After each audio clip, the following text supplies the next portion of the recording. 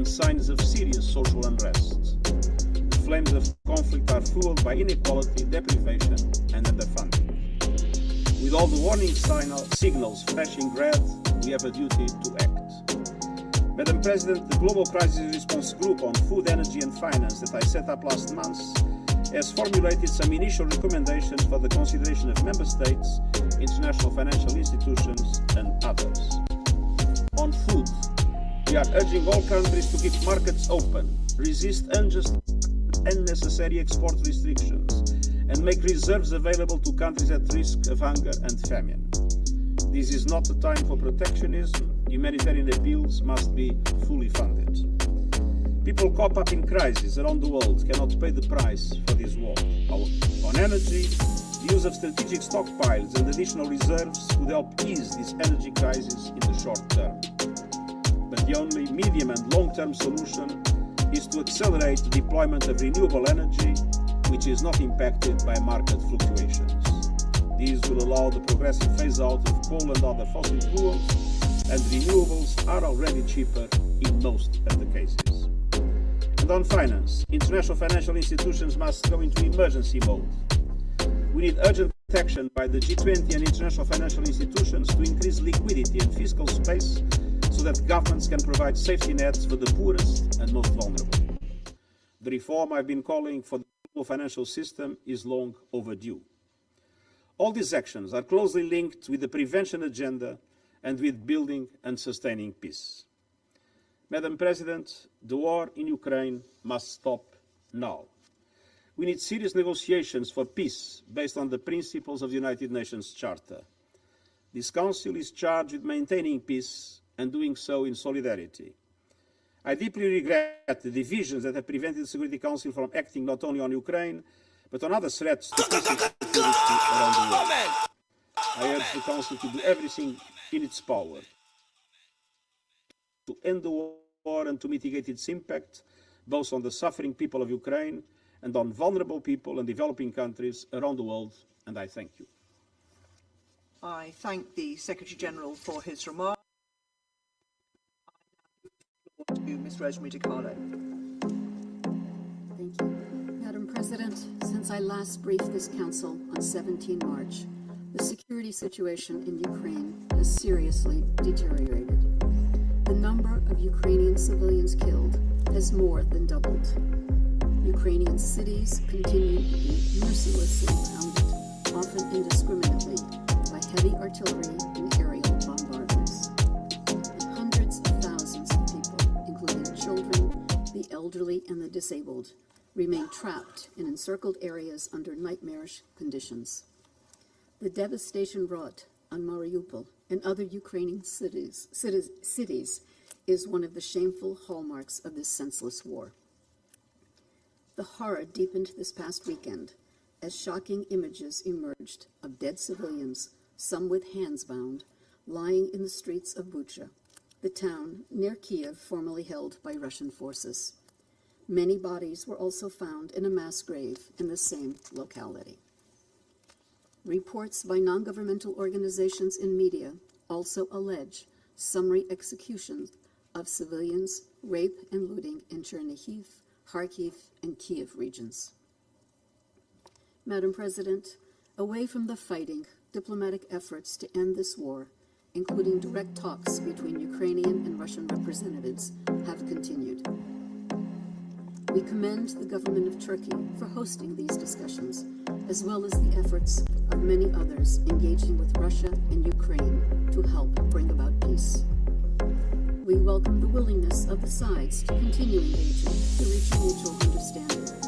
This requires good faith and earnest efforts, and progress in the negotiations should be translated quickly into action on the ground. While there has been a reported reduction of Russian troops in attacks around Kiev and Chernihiv, such moves should not be merely tactical, repositioning forces for renewed attacks on Ukrainian cities. The General Assembly has twice called for Russian forces to withdraw entirely from Ukrainian territory and cease all military operations. We also take note of the reported withdrawal of Russian forces from around the Chernobyl nuclear site. The International Atomic Energy Agency reports that this development will hopefully allow it to conduct an assistance and support mission to provide technical advice and to deliver equipment where necessary as soon as possible. All nuclear sites in Ukraine must be fully protected and secured. Military operations in or around these locations must be avoided. Madam President, the numbers tell a tragic, if yet incomplete, story.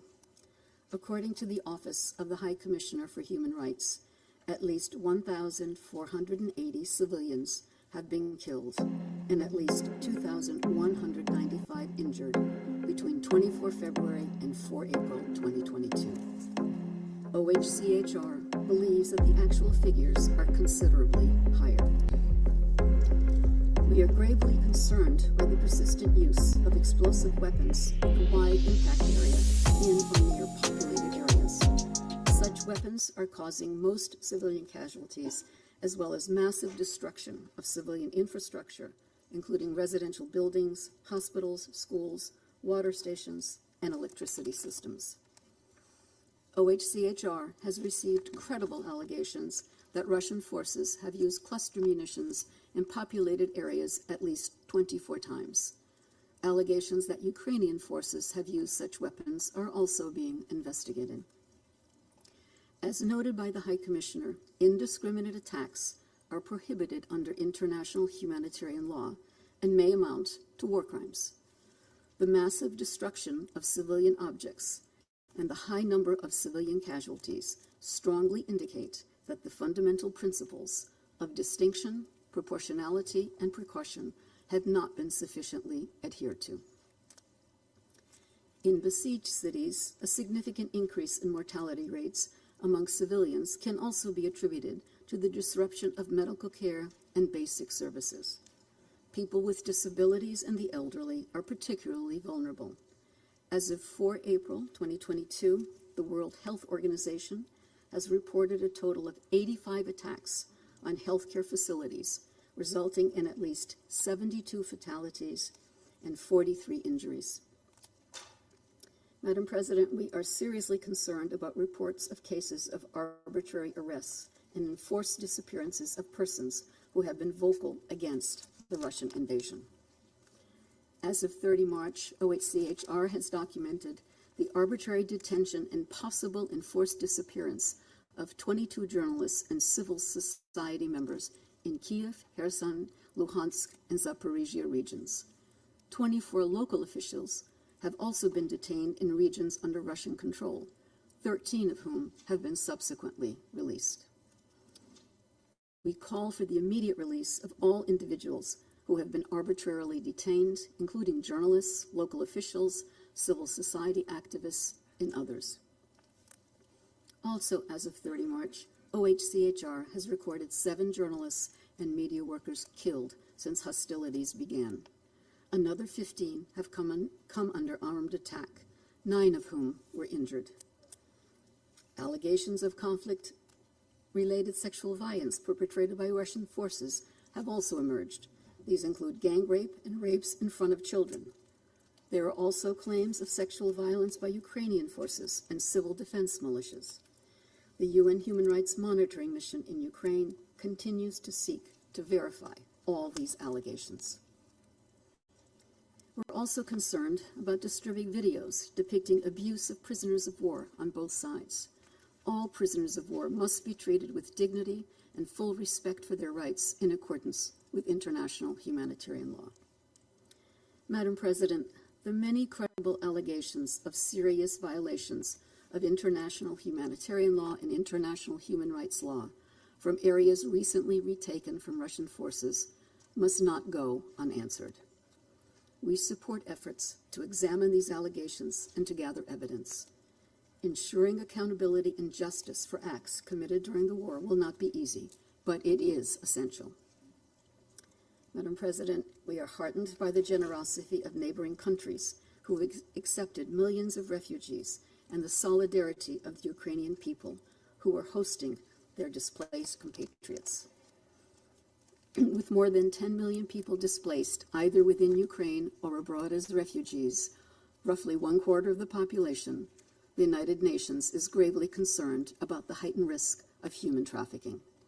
Indeed, suspected and verified cases of human trafficking are surfacing in the surrounding countries, according to the International Organization for Migration.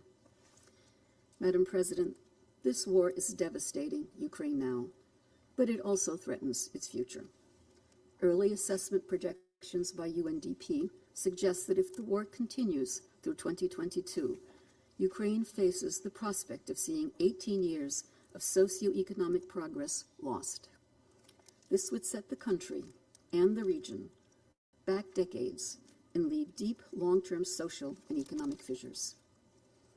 UN agencies, including UNDP, are working to help preserve Ukraine's hard-won development gains.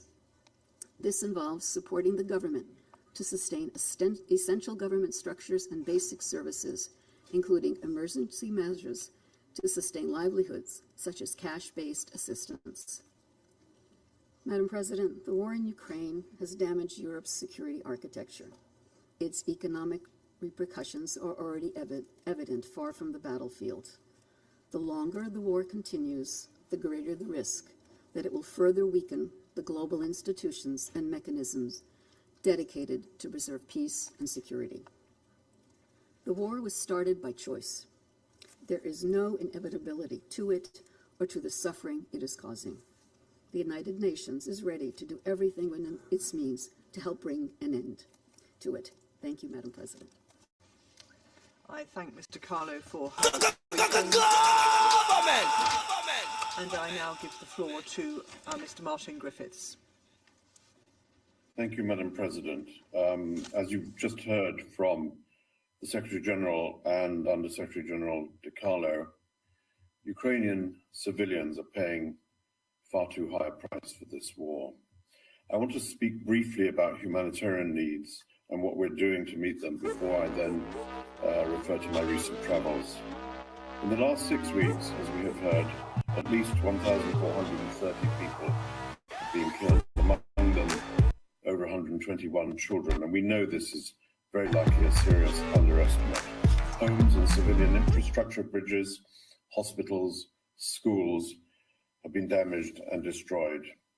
And in fact, the current figures on displacement tell us that more than 11.3 million people have now been forced to flee their homes, and of that, 4.2 million are now refugees in those generous neighbouring countries that Rosemary has just been referring to. So in total, more than a quarter of the population of Ukraine has fled in this extraordinary short time. Unfortunately, we can imagine that these figures will continue to rise until we can find a pause and some peace. Madam President, the ground and air offensives and counteroffensives are making life nearly impossible for many civilians in Ukraine. Families, the elderly, women and children have been trapped by fighting already for too long. For more than 5 weeks, the people of Mariupol have been caught up in the fighting. And it is well documented that really Mariupol is a center of hell. Other cities like Chernihiv, Sumy and Kharkiv remain cut off from essential goods and services. And perilous conditions are hampering our efforts to access civilians or for them to access us. And we restate here that civilians must be allowed to move to safer areas without the fear of attacks and at their own choice and at their own selection. It's vital that all parties to the conflict respect their obligations under international humanitarian law to protect civilians and to allow impartial humanitarian organizations safe, rapid, unimpeded access to all civilians in need wherever they are in Ukraine. Madam President, as the world watches humanitarian needs soar in Ukraine, the United Nations and our partner organizations are making every effort to dramatically increase our support to affected civilians. The work of the 6,000 volunteers from the Ukraine Red Cross, as we have noted before in this chamber, together with local NGOs in eastern Ukraine, These people, these organizations continue to work tirelessly at the front line of assistance to communities. The World Food Programme has reached more than 1.3 million people with cash and food assistance and plans to push that number up to 2.5 million people in this month. Health partners report that more than 180 tons of medical supplies were delivered in Ukraine, with another 470 tons on the way. And this will address the health needs of around 6 million people. And I'm pleased to say, that seems an odd word to say in the context of Ukraine, that after much effort in the past day, another convoy went from our humanitarian hub in Dnipro to the Far East. Today, food, winter clothing, non-food items, medicine, hygiene kits were offloaded to the Ukraine Red Cross and will reach the hands of those most in need. Indeed, following notification to both parties, a formal process that we and also the International Red Cross were engaged in, 4 convoys in total from the UN have provided critical support to people in some of the cities encircled by war and affected by ongoing fighting. Several more are planned. So these are initial steps, but it gives us a basis to now expand, taking our efforts up to scale, much more than one convoy a day. As the Secretary General and the Under-Secretary General has already said, I want to also join them in expressing my concern over the growing number of reports we receive of human trafficking, sexual violence, exploitation and abuse in Ukraine and in the region. And as ever, such horrific incidents as we're seeing, they overwhelmingly impact displaced women and children more than others. We're bolstering protection of gender-based violence services through agencies to provide specialized care for survivors and through the wealth of civil society organizations in Ukraine. These services are designed, carried out directly in collaboration with and through Ukrainian civil society, including, very particularly, women-led organizations. Madam President, today I'm addressing you from Geneva, having just returned from Moscow overnight. As you know, the Secretary General, as he said, charged me to bring both sides together on humanitarian grounds to explore both specific and sustained ways to reduce humanitarian suffering, including in particular, inter alia, but in particular, the pursuit of a humanitarian ceasefire. Yesterday in Moscow, I had long and frank exchanges with the Minister of Foreign Affairs, Sergei Lavrov, and his deputy, Sergei Vershinin, and then separately with Alexander Fomin, the Deputy Minister of Defense. In my meetings with these senior officials, I discussed also, in addition to these possibilities of humanitarian ceasefires, I discussed the issue of humanitarian convoys of safe passage, including the 4 which I've already referred to. I outlined possibilities for building further on that cooperation, sharing specific suggestions for mutually agreed upon military freezes to allow for evacuation of civilians for the safe passage of life-saving aid, in effect for humanitarian pauses in different parts of Ukraine to save lives and bring back a modicum of safety for those living in those places. My counterparts in Moscow received these suggestions, assured me of their intent to carefully study those ideas, which I left with them. And we agreed to remain in close contact. And I came away from these meetings believing that we have a very long road ahead of us, but it must be traveled. And Madam President, we will travel it. Tomorrow I plan to travel to Ukraine to have discussions with senior authorities from the Ukrainian government in Kyiv on Thursday on these same issues and others that they will no doubt present to me, and also to see firsthand with our crisis coordinator, Amin Awad, the humanitarian response. Madam President, Thanks to generous donor contributions, many from governments in this chamber, the humanitarian response since February has indeed been scaled up, allowing us to meet the needs of 1.5 million people. We will need sustained financial support for needs in Ukraine. And like the Secretary General, I want to stress, as he has done consistently, that funding must not be diverted from other crises. And Madam President,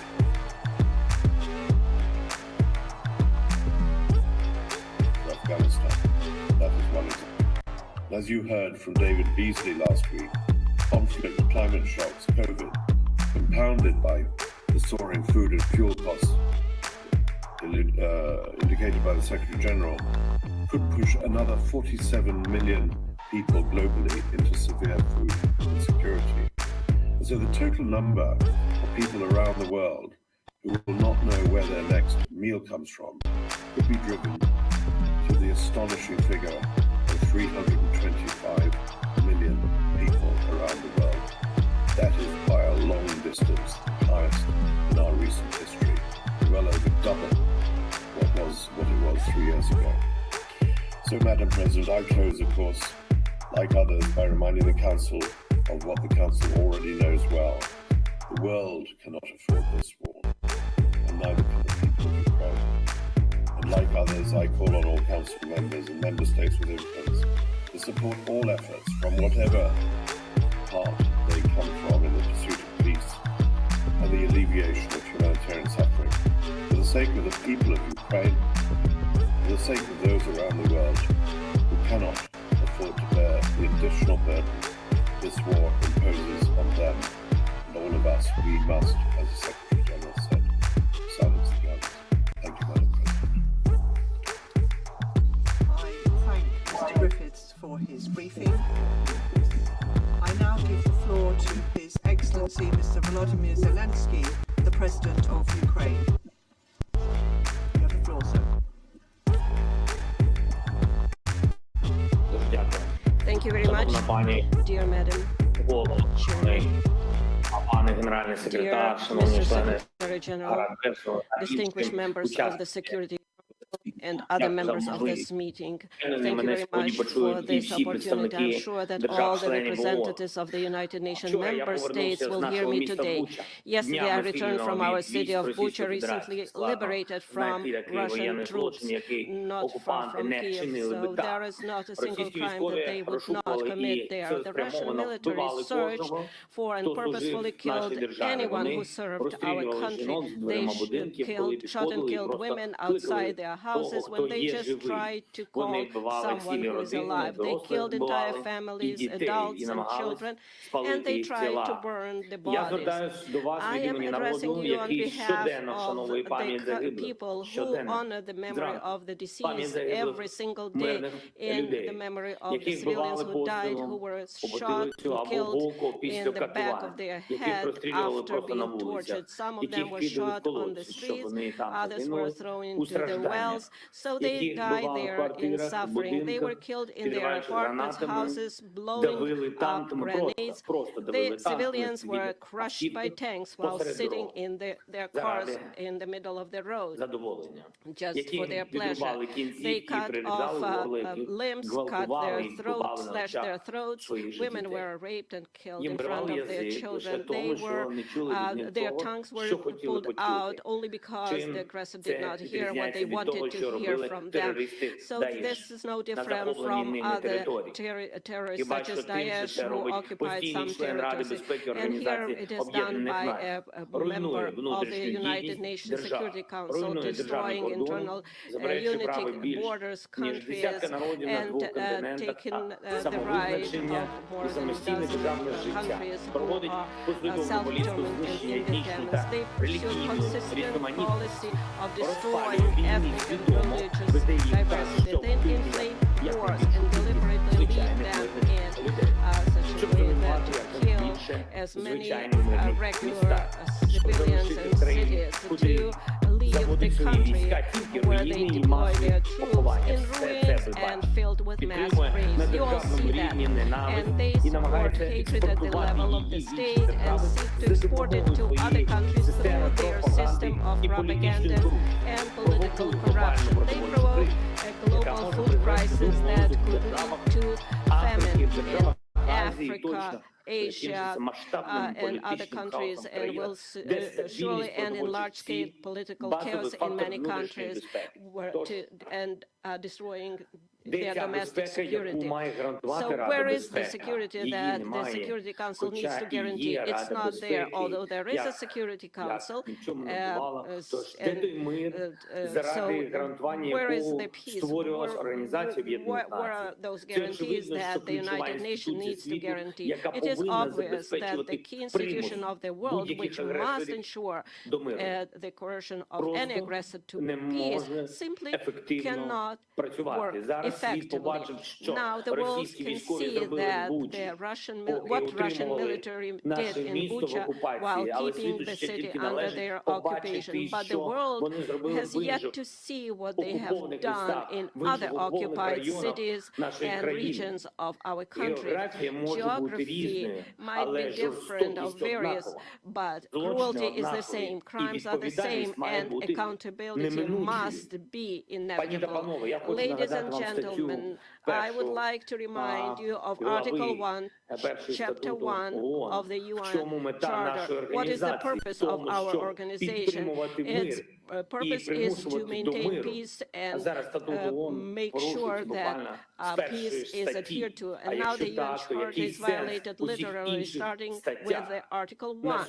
And if so, what is the point of all other articles? Today, as a result of Russia's actions in our country, in Ukraine, the most terrible war crimes of all times we see since the end of World War II, and they are being committed. Russians troops are deliberately destroying Ukrainian cities to ashes with artillery and airstrike. They are deliberately blocking cities, creating mass starvation. They deliberately shoot columns of civilians on the road trying to escape from the territory of hostilities.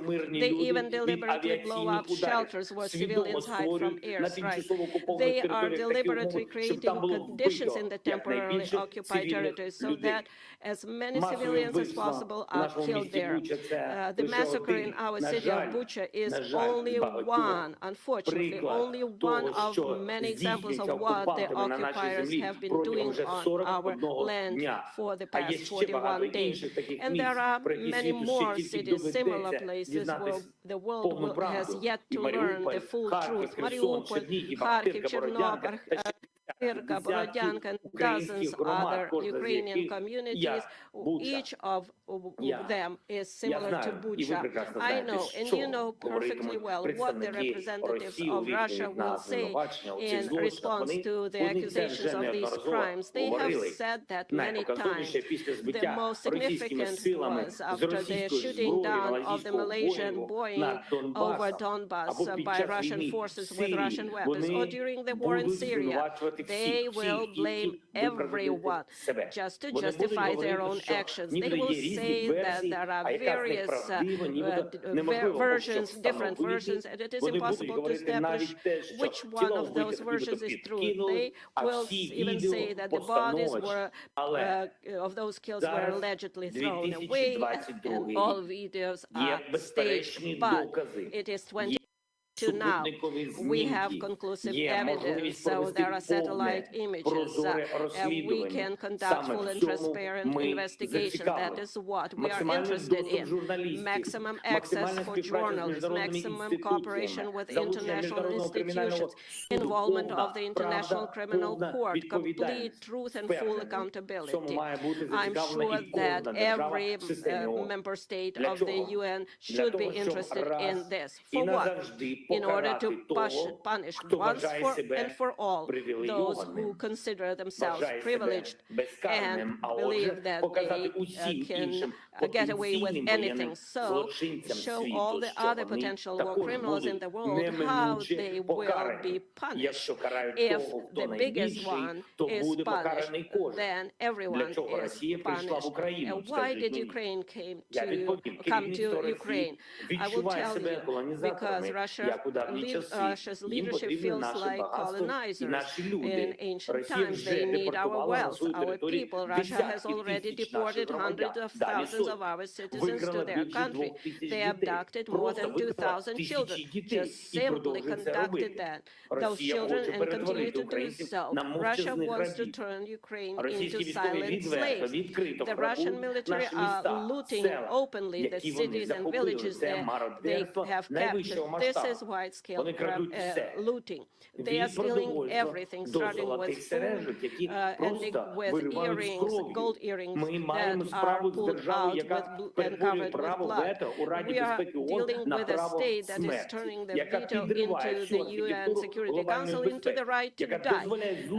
This undermines the whole architecture of global security. It allows them to go unpunished. So they are destroying everything that they can. So if this continues, the countries will rely only on the power of their own arms to ensure their security, and not on international law, not rely on international institutions. The United Nations can be simply closed. Ladies and gentlemen, are you ready to close the UN? Do you think that the time of international law is gone? If your answer is no, then you need to act immediately.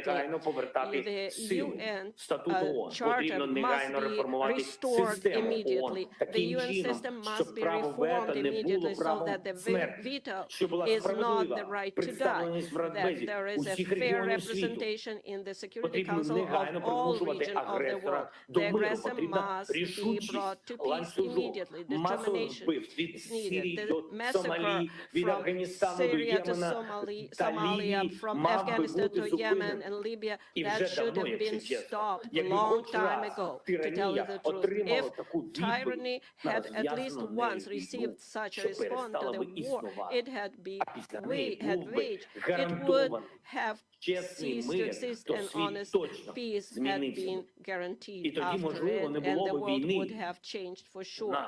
And then perhaps there would not be war in my country against our people, against Ukrainian people, against our citizens, but the world watched and did not want to see either the occupation of Crimea or the war against Georgia or taking the entire Transnistria from Moldova, and how Russia was preparing the basis for other conflicts and wars near their borders. How to stop it? Right away, the Russian military and those who gave them orders must be brought to justice immediately for war crimes in Ukraine. Anyone who has given criminal orders and carried out them by killing our people will be brought before the tribunal, which should be similar to the Nuremberg tribunals. I would like to remind Russian diplomats that like von Ribbentrop has not escaped punishment for crimes in World War II. I would also like to remind you that Adolf Eichmann also did not go unpunished. Nobody of them escaped the punishment. But the main thing is today it's time to transform the system, the United Nations. So therefore, I propose to convene a global conference, and we can do it here in peaceful Kyiv in order to determine how we are going to reform the world security system, how we will rely, how do we establish guarantee of recognition of borders and integrity of states and countries, how we will assert the rule of international law. It is now clear that the goals set in San Francisco in 1945 for the creation of a global security international organization досягнути have їх not без been реформ achieved, and неможливо. it is А impossible отже, to achieve ми them повинні without зробити reforms. все, Therefore, we що must do від нас з вами everything in залежить, our щоб передати power наступним to поколінням pass on to the next дієву ООН generation з an можливістю effective превентивно UN реагувати на with the безпекові ability to виклики, respond а отже, і preventively to гарантувати security мир. challenges and thus Запобігати guarantee агресії peace, і prevent примушувати aggression агресорів and до миру, force мати aggressors to peace, рішучість і have the змогу determination карати, and якщо ability to принципи punish миру if the principles порушуються. of peace are Виключень, привілеїв violated. бути більше не There може. can be Всі no мають more бути exceptions or рівними. privileges. Усі Everybody учасники must be міжнародних equal. відносин, All participants of незалежно international від relations, економічної regardless of сили, economic strength, географічної площі та geographical area, індивідуальних and individual амбіцій. ambitions. Домінуючою має The стати power сила of миру, peace must сила become dominant. The справедливості, power of та justice сила безпеки, and як про це security людство завжди і power, мріяли. as Україна готова дати humanity майданчик has для always одного з dreamed of головних it. офісів Ukraine is ready оновленої to системи provide a безпеки. platform for one Як of the main офіс в offices of Женеві the спеціалізується на newly правах людини, updated як security офіс system, в Найробі similar на to the захисті Geneva навколишнього office that середовища, deals with так human офіс в rights, Києві, Nairobi офіс office that deals with Ю-24 може environmental protection, спеціалізуватись на and in Kyiv we can превентивних have заходах для підтримання U24 миру. office that can Я хочу specialize нагадати in нашу мирну preventive місію в measures to Афганістані. maintain peace. I would like to remind Коли you тільки of за our рахунок своїх peaceful сил mission in ми, Afghanistan, українці, when we евакуювали з цієї Ukrainians країни понад evacuated 1000 from that людей. country over І була more than найгарячіша фаза, 1,000 people але from люди потребували at our допомоги. own extent. І Україна It was прийшла, a і very як і інші difficult держави. phase, Ми and забрали звідти Ukraine людей came різних to their національностей, help. We took різної віри. in people Тільки of українців, different nationalities, громадян ethnic groups, європейських different держав, faiths, Сполучених Afghan Штатів, Канади. citizens of the Ми European не countries, дивились, US, Canada. хто потребує We did допомоги. not Це look наша who людина needed або не наша людина. Ми help. рятували Was усіх. it one of our Якби own кожного or разу, коли somebody є else? така We потреба, helped all кожен of у them. світі We мав saved everyone. впевненість, If every що time there was допомога a need, прийде, everyone світ in the був world would be однозначно confident that безпечніший. help would come. Тому The Україна має world would необхідне be моральне право, definitely щоб safer. пропонувати реформу Therefore, світової Ukraine has системи the безпеки. Ми moral довели, right to propose що a reform of the допомагаємо world іншим security не system. тільки у We have щастя, але й в темні proven часи. that we helped others not зараз ми only happy time, потребуємо but рішень in dark times too. від And Ради now we need безпеки decisions для from the миру в Security Україні. Council for peace in І якщо ви Ukraine. не знаєте, If як you do not ухвалити це know рішення, how то ви to можете зробити дві речі. to make this Або decision, усунути you can do two things. Росію Either remove як Russia агресора as an aggressor і джерело and a війни source of war, від блокування so рішень it щодо cannot її block агресії, decisions about its own тієї ж aggression, війни. its own war. і тоді And зробити then все, do що everything that we може can встановити do мир. to Або establish покажіть, peace. Or як the other можна option is переформувати please show статус how we can і працювати реально reform or заради change, миру. dissolve yourself Або, якщо ваш чинний and work for формат peace. Or безальтернативний if і there is виходу no просто немає, alternative то and no далі option, тільки саморозпуск. then the next Я option would переконаний, be що dissolve ви yourself здатні altogether. обійтись без третього And I варіанту. know that Мир you can admit that потрібен if Україні. there is nothing Мир that you потрібен can нам. do Мир besides потрібен Європі. conversation, we Мир need потрібен peace. світу. Ukraine needs І на сам peace. кінець Europe needs peace. я And the world needs дуже peace. прошу вас And зараз finally, I would kindly ask you перегляньте very відео. much to watch Невеличке. this short video. Дайте нам ще одну хвилину. Please Відео give про те, us що one more прийшло minute на of your заміну time, the вашій video силі через те, що that хтось we один може want to show зловживати that своїми one правами. country Ось до can чого violate призводить безкарність. rights. And Якщо that's є можливість, the result подивіться of це being відео, unpunished. тому що If можливості possible, усіх приїхати please до нас watch і this video, побачити because it is це impossible to get немає. everyone to Тож come to our подивіться country and цей see фрагмент. it with your own eyes. Therefore, I would ask you to watch this video. Thank you very much.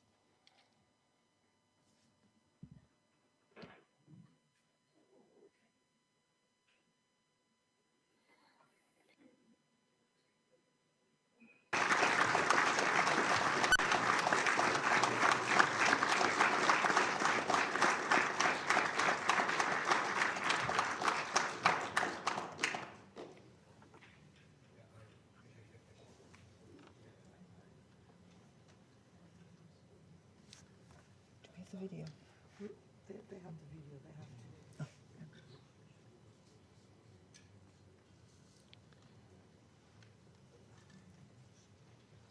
I'm not sure.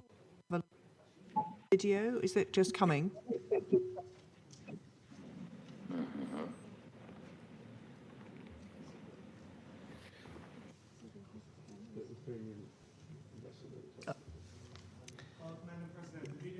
been uploaded to the technicians of the Security Council. So they have it in their possession. We will sort that one out technically. We don't have the video. So I propose that while we sort that out, I thank His Excellency Mr. Zelensky for his compelling and powerful remarks. We will come back to the video when we've sorted out the technical issues around it. And may I say, speaking in my national capacity, may I express appreciation to the President for his leadership in wartime and for the extraordinary fortitude and bravery of the Ukrainian people under this unprovoked and illegal invasion. I resume my function as the President of the Security Council, and while we sort out the technical video, I propose to give the floor to those council members who wish to make statements. And I now give the floor to the representative of the United States. Thank you, Madam President.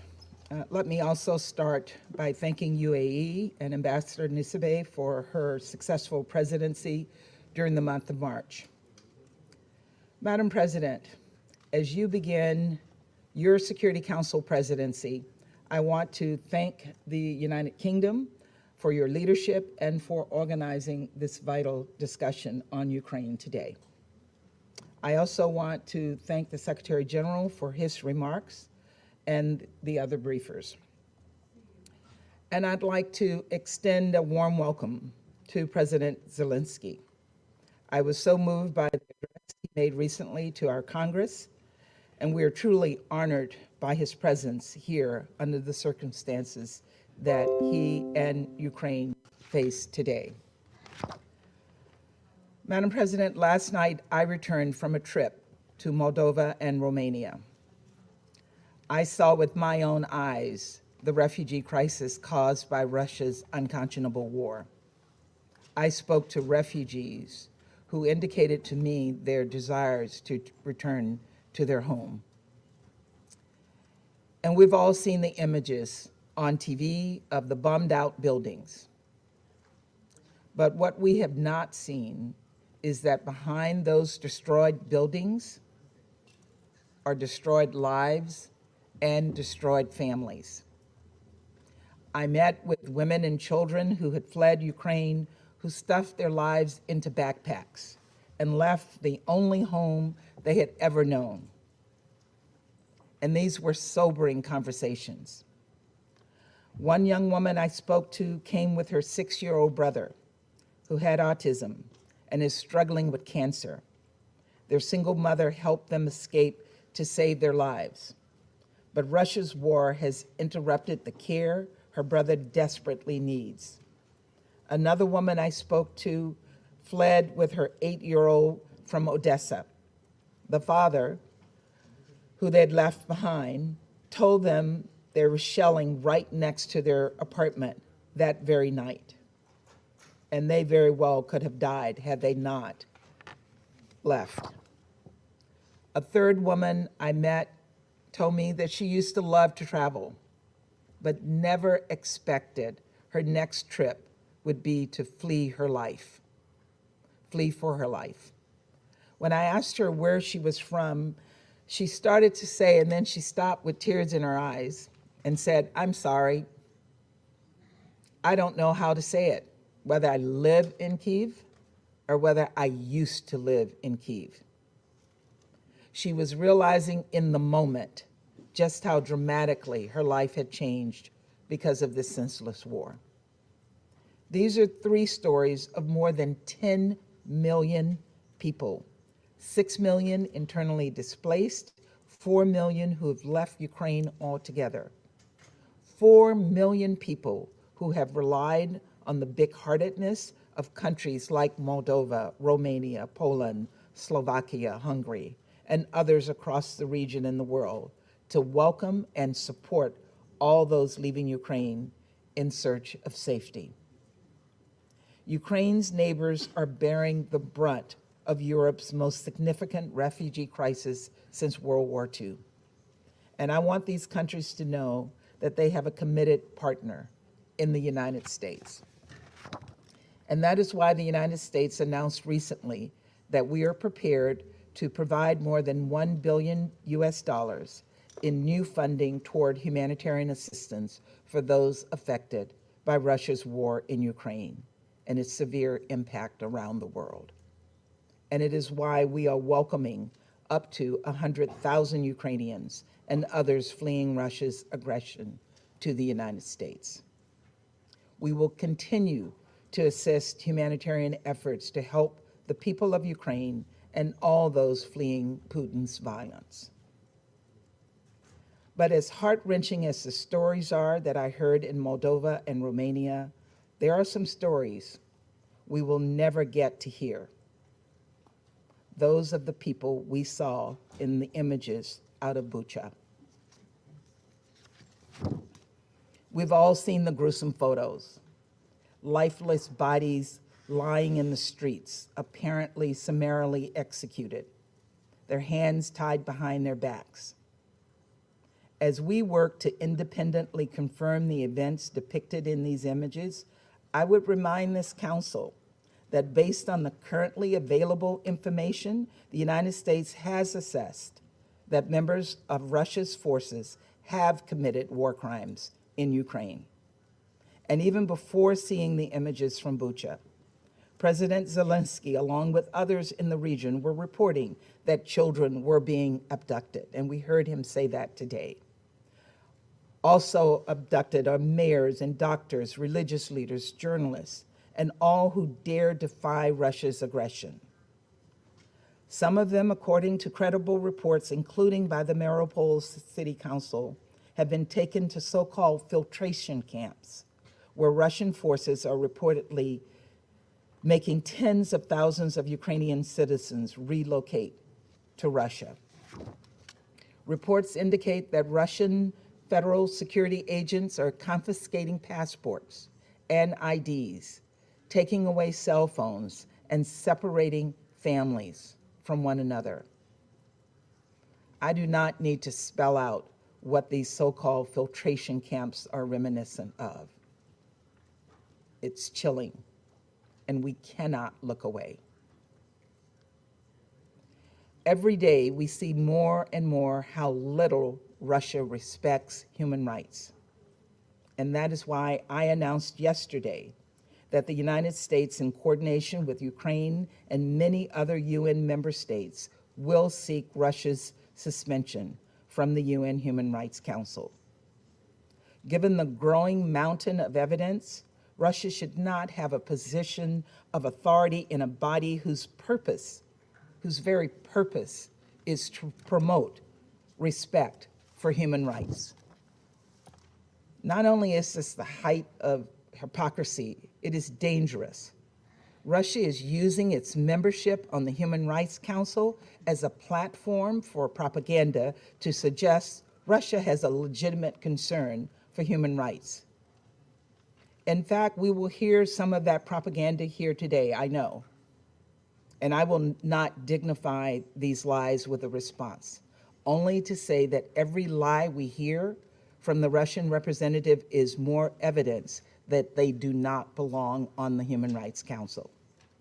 140 UN member states voted to condemn Russia over its unprovoked war and the humanitarian crisis it has unleashed upon the people of Ukraine. Here's my message to all of you. Now is the time to match those words with action and show the world that we can work responsibly. And I share President Zelensky's view that this moment requires responsible world powers and global leaders to show some backbone and stand up to Russia's dangerous and unprovoked threat against Ukraine and the world. The Secretary General said that confronting this threat is the Security Council's charge.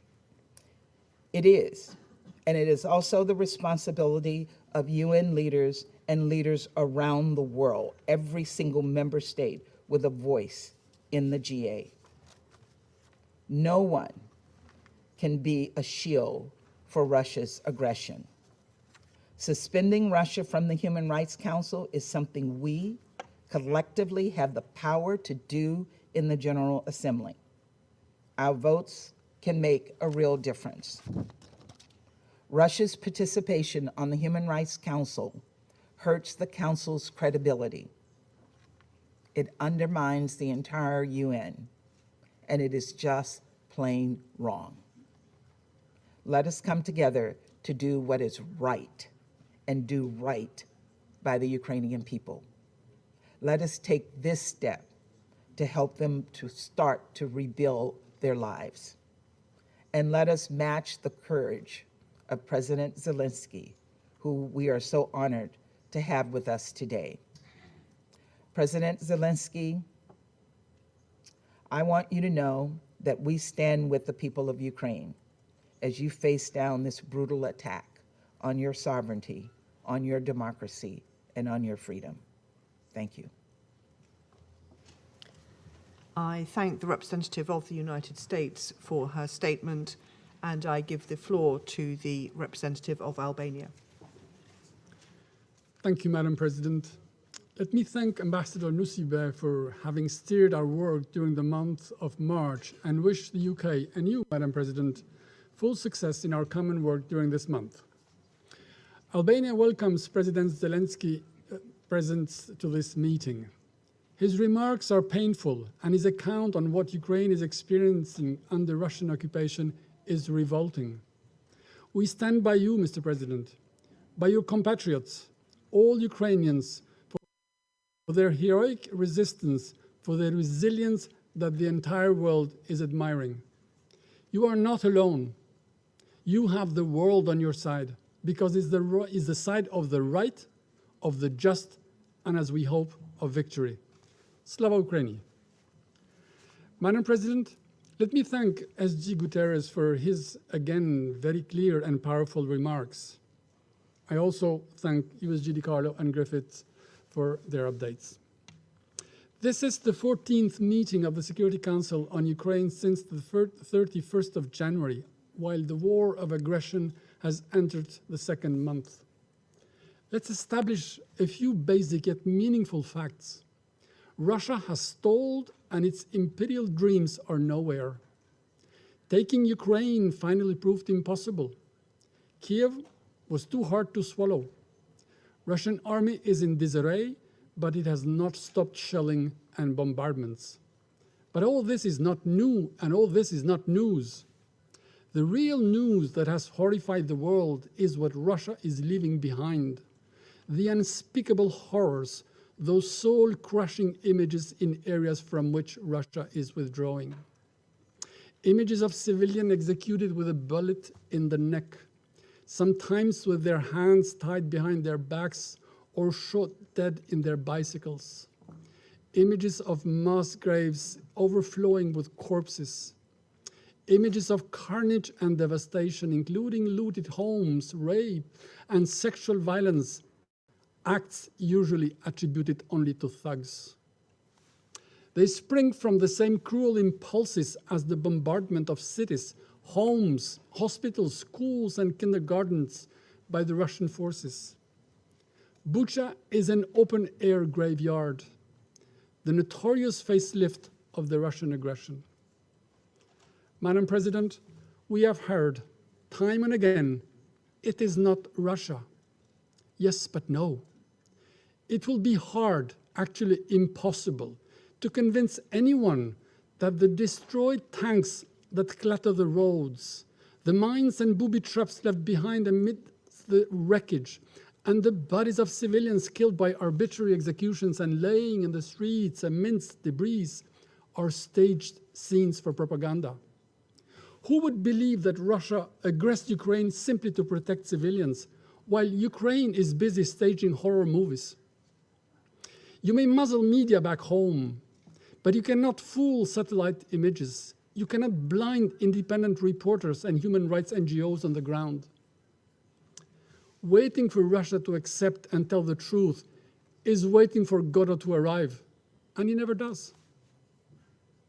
These are facts, hard and sickening proof of the atrocities committed, the ugly face of this madness.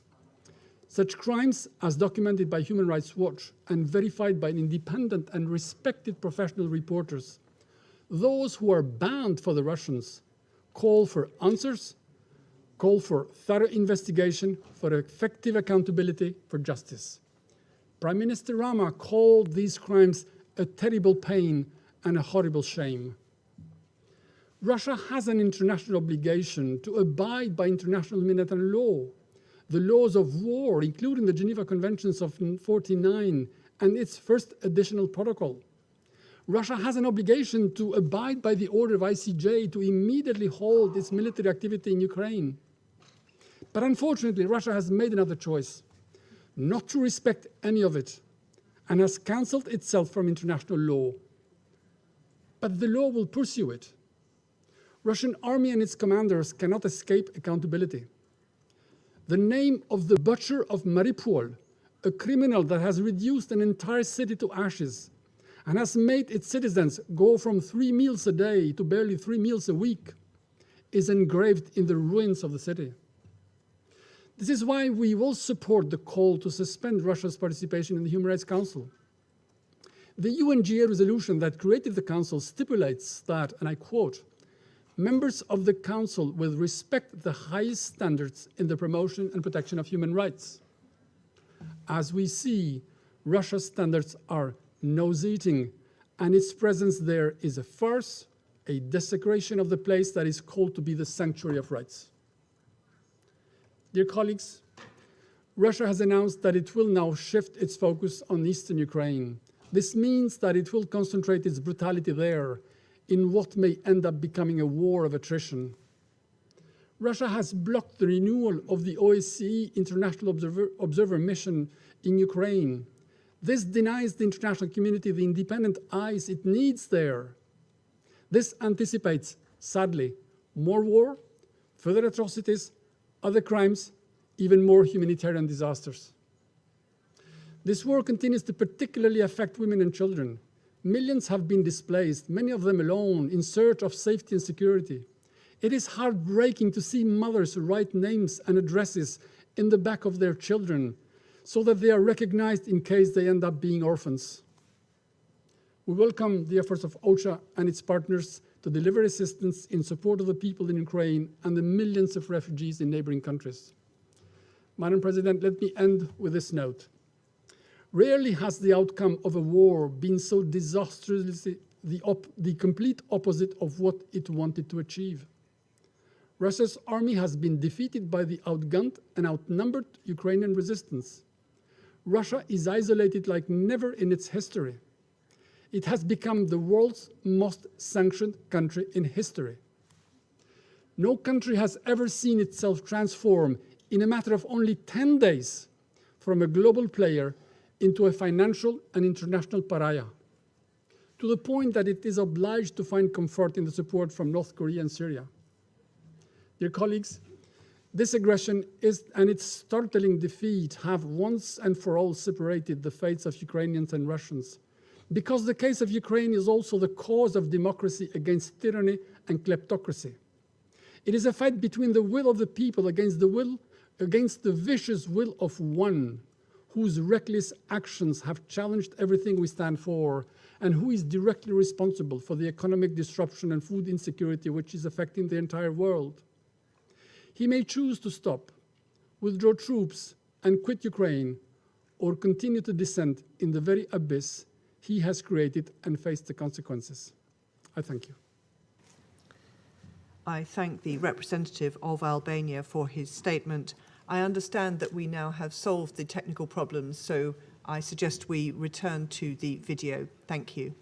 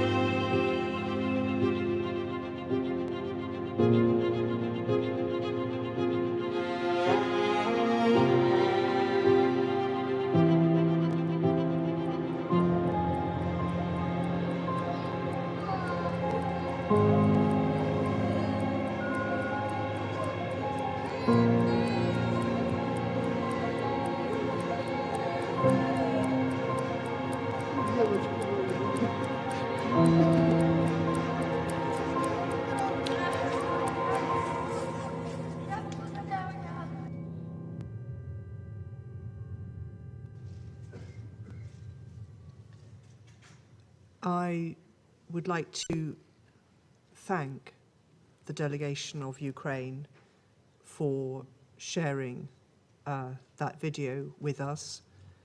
The images are harrowing. Speaking in my national capacity, we are appalled by what we have seen and reiterate our solidarity with Ukraine. I resume my function as the Council President, and I now give the floor to the representative of Gabon.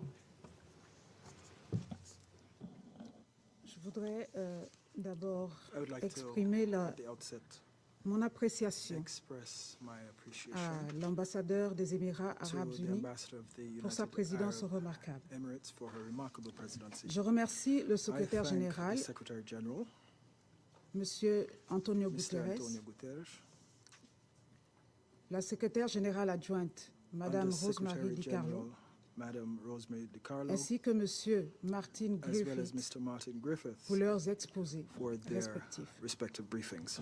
Je salue la participation à I cette welcome the réunion participation du in this président meeting Zelenksy. of Madame la President Présidente, Zelensky. Madam President, nous continuons we d'assister continue impuissants to à la guerre en witness Ukraine. powerless the Pendant que war se in déroule Ukraine, le décompte macabre while the des grim morts toll of the et des dead and personnes déplacées, displaced mounts et que les combats and se fighting poursuivent au même continues rythme que la even courbe as des lives statistiques. and Les civilian pertes en hommes infrastructure et en infrastructures civiles ne cessent de are s'accroître. destroyed Un jour de guerre est day in, décidément day un jour out. de trop. One day of war is one, Alors que le without a doubt, conflit one est day dans too sa many. sixième And as the semaine, conflict le enters nombre de its personnes sixth déplacées week, the number of dépasse displaced à présent persons les 10 millions, is now surpassing the dont 10 près million de mark, 4 millions de almost réfugiés 4 dans les pays million of voisins. which have sought Il refuge s'agit in d'une neighboring catastrophe countries. humanitaire This is a effroyable, frightening dont les répercussions humanitarian sont sans doute catastrophe. seront The sans doute repercussions aggravées of par les which risques are sure to d'insécurité worsen as a alimentaire result of the risks dus à of food l'imprévisibilité insecurity des due récoltes, to the avec là unpredictability aussi of harvests, des effets transrégionaux. which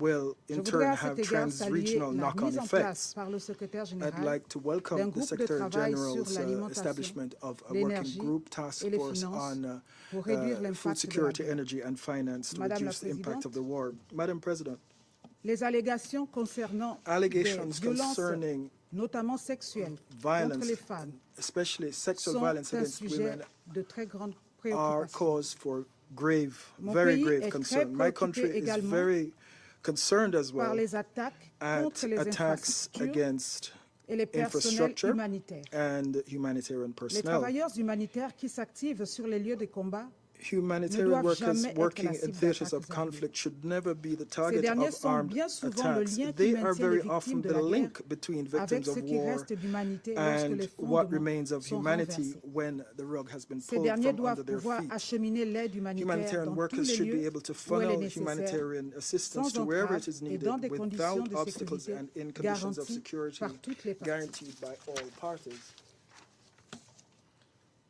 Des convois It d'évacuation should be possible to form sécurisés secure doivent pouvoir être evacuation édifiés convoys pour permettre to le bon allow for déroulement the des évacuations smooth des personnes qui souhaitent quitter les zones de evacuations combat. of Il persons s'agit d'une wishing aide to vitale leave pour combat les quelques zones. 18 This millions is de personnes en a besoin vital d'aide form of assistance humanitaire en Ukraine. to the almost La 18 situation à million people Mariupol, in need of pour ne citer humanitarian que cette assistance in ville, Ukraine. devient proprement The situation in intenable. Mariupol, to La mention just this town, is détérioration becoming plainly exponentielle des conditions de vie, untenable. The voire de survie exponential dans certaines deterioration localités, in living est conditions, très indeed préoccupante. survival conditions in Plus certain encore, places lorsque is les very concerning, infrastructures civiles especially et when la fourniture civilian de services infrastructure publics and the provision of indispensables sont essential touchées.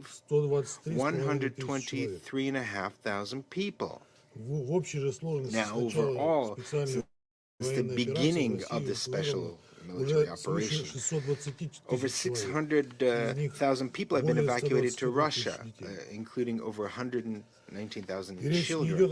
And we're not talking about any kind of coercion or abduction, as our Western partners like to present this, but rather the voluntary decision by these people is testified by many videos that are accessible in social media. Madam President, another topic of the meeting was declared today, which is practically not being discussed today, so I'm going to leave that out. I simply would like to take advantage of the virtual presence here of the President of Ukraine and would like to address him directly. Now, we place on your conscience the ungrounded accusations against the Russian military, which are not confirmed by any eyewitnesses. And we spoke about this in detail yesterday at our press conference. Vladimir Alexandrovich, we all remember when in 2019 you were elected as the president of Ukraine. Now, there were a lot of hopes tied to your election because you were, as a candidate, pledged peace and an end to the war in Donbass, including the Russian-speaking population, which you pledged to protect. So it seemed that we were on the verge of correcting the historical injustice when, as a result of the Maidan coup in 2014, Ukraine began to be transformed into a hateful anti-Russia, and that seemed to be on the verge of being turned, that page of being turned. However, those hopes failed to materialize, and now you scornfully call the residents of Donetsk and Lugansk People's Republic as a subspecies, repeating what your predecessor stated, who in fact threatened that the residents of the Donetsk and Lugansk will rot in their basements. And you are calling on them to return, to leave and to Russia. And now you've declared war against your native Russian language by introducing, in essence, a linguistic inquisition in a country where Russian is the native language for a minimum of 40% of the population. And today, explosions and artillery rounds are exploding over the entire territory of Ukraine, and not only in the east, where they haven't ceased for the past 8 years. And they're exploding precisely because there was no other way of bringing peace to the Donbass, unfortunately, after you and your subordinates categorically refused to comply with the Minsk agreements. At the same time, by preparing already back in March to solve the problem of the Donbass by military means. In the course of our special operations, we have found many secret orders testifying to this. We're told that there can be no Nazis in Ukraine. However, we know very well that not only are they there, but unfortunately they are running the show. And how can it be any other way when the national heroes of Ukraine are Nazi collaborators Bandera and Shuhevich, who are responsible not only for the Holocaust, but the killing of hundreds of thousands of peaceful Poles, Russians, Ukrainians, and Jews? You simply preferred not to notice Ukrainian Nazis, pretending that they're simply not there. But unfortunately, they are there. And they are very many of them, and among them a lot of young people. How do we know that? Well, they're not concealing it. They have tattoos made, Nazi tattoos. They decorate their clothing with swastikas and other Nazi symbols. They give Nazi greetings, and they're open about it in the social media. There are particularly many of them in the national battalions such as Aidar, the Right Sector, and the Azov Battalion. И это было бы ладно, но And that они would be еще и one действуют thing. как нацисты, But they're also убивают как они. acting like Nazis and they're killing like them. Причем не только пленных And российских they're not солдат, just killing мучениями которых потом бахвалятся Russian в интернете, or но и prisoner своими. soldiers on which they torture and gloat Ваши about it on the social неонацистские media, but радикалы they kill отличаются their own. беспримерной Your жестокостью к neo-Nazis and мирному radicals которые они используют в have качестве shown живого unrivaled щита cruelty и against the устанавливают civilians, рядом с which they жилыми use as домами human тяжелую shields артиллерию and и РСЗО. position heavy artillery next to residential buildings and Мы multiple сегодня rocket опять launchers as слышали well. огромное Today количество we've лжи heard о once again a российских huge amount of военнослужащих. lies about Russian soldiers and military. У нас есть сотни, если не We have тысячи, hundreds, if не not тысячи thousands видеосвидетельств людей, of video которые готовы testimonials дать of people who are показания ready о to provide жестокости testimony about украинских the националистов. cruelty of Ukrainian Зачитаю здесь nationals. I'll лишь just некоторые из них. read some of them here. Это жестокие истории, но вы должны их These are услышать. cruel histories, but you need to hear them. Наталья Кудинова, Natalia мэр Kudinova города, says сбежал одним the из mayor первых. of the town Затем was one of the украинская first власть to run врала, away. что Afterwards, the Россия не Ukrainian пропускает людей по authorities гуманитарным lied that коридорам. Russia was not letting people through Женщин с humanitarian детьми наш corridors. батальон Азов The под National страхом Battalion смерти выдерживал в Azov, подвалах under threat и of грабил death, на kept women and блокпостах children in мирных жителей. basements and it robbed civilians at checkpoints. Бабушка с внучками My рассказывала, как grandmother батальон Азов не давал выйти из подвала, said that the Azov battalion и did кто not сделал шаг allow her to вперед, стрелял на leave поражение. basements. Anyone trying to leave На was блокпосту shot. Азова At the Azov девушек и checkpoint, женщин раздевали women догола and и забирали золото и girls were деньги. stripped naked and had their jewelry Включая and money последнее. taken away. Валентина Николаевна Борисенкова рассказывает, как украинские военные выгнали из частного дома на улице Краматорская женщину с двумя детьми и стреляли оттуда из миномета. Она со слезами на глазах ушла, выгнали из собственного дома ее. Двое деток у нее. Выгнали хлопцы, повязки голубые у них. Это украинские опознавательные знаки. Марина Васильевна рассказывала, как ее пытали в подвале СБУ в Краматорске. Пристегнули меня в канализационной трубе. Когда узнали, что я русский, били, пытали электротоком, насиловали, угрожали привести несовершеннолетнюю дочь и с ней сделать то же. Шаповалова Ольга Георгиевна. Выехали из Мариуполя, из Мангуши уже 25 марта.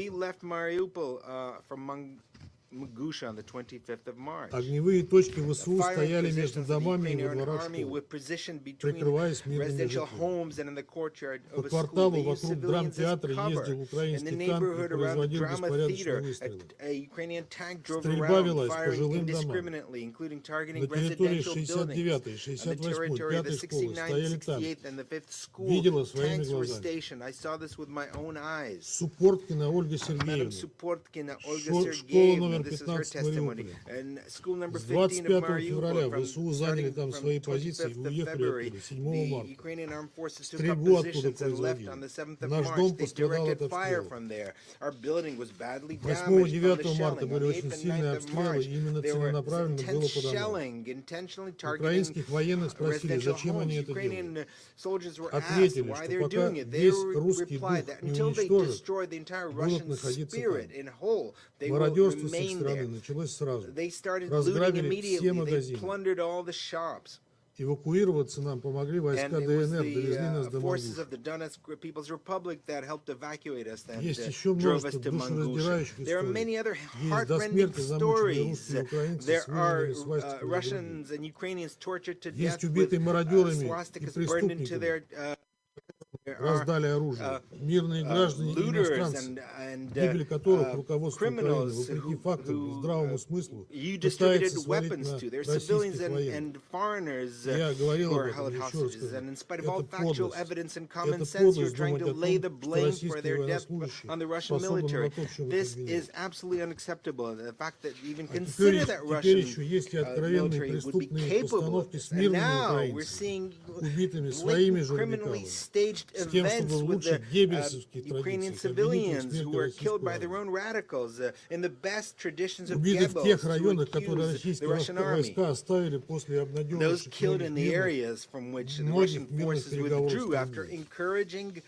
Peace negotiations in Istanbul. Теперь выясняется, что зря Now оставили. it turns out that we shouldn't have withdrawn. I'm talking about Я Bucha, first and понимаю, foremost.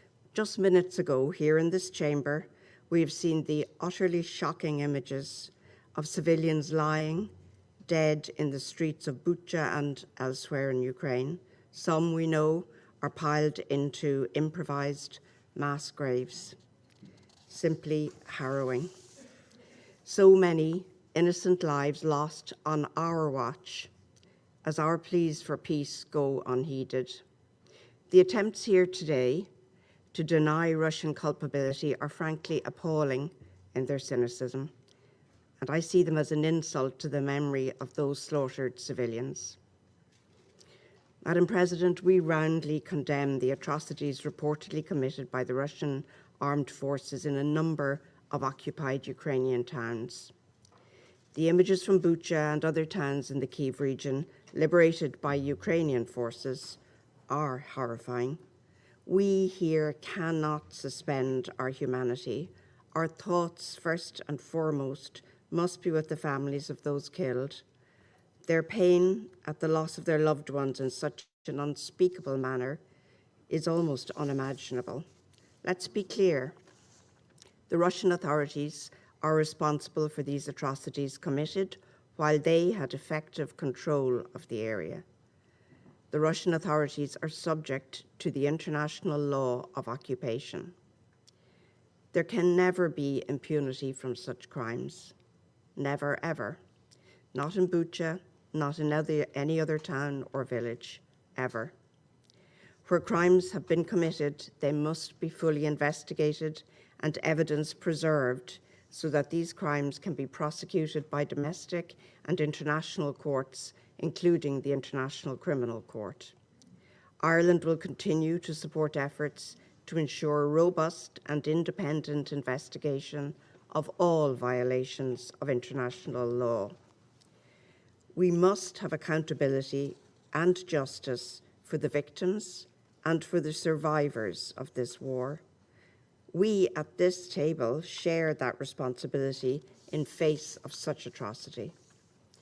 We call on the Russian Federation to abide by the order of the International Court of Justice and to immediately cease its military action and withdraw from the entire territory of Ukraine.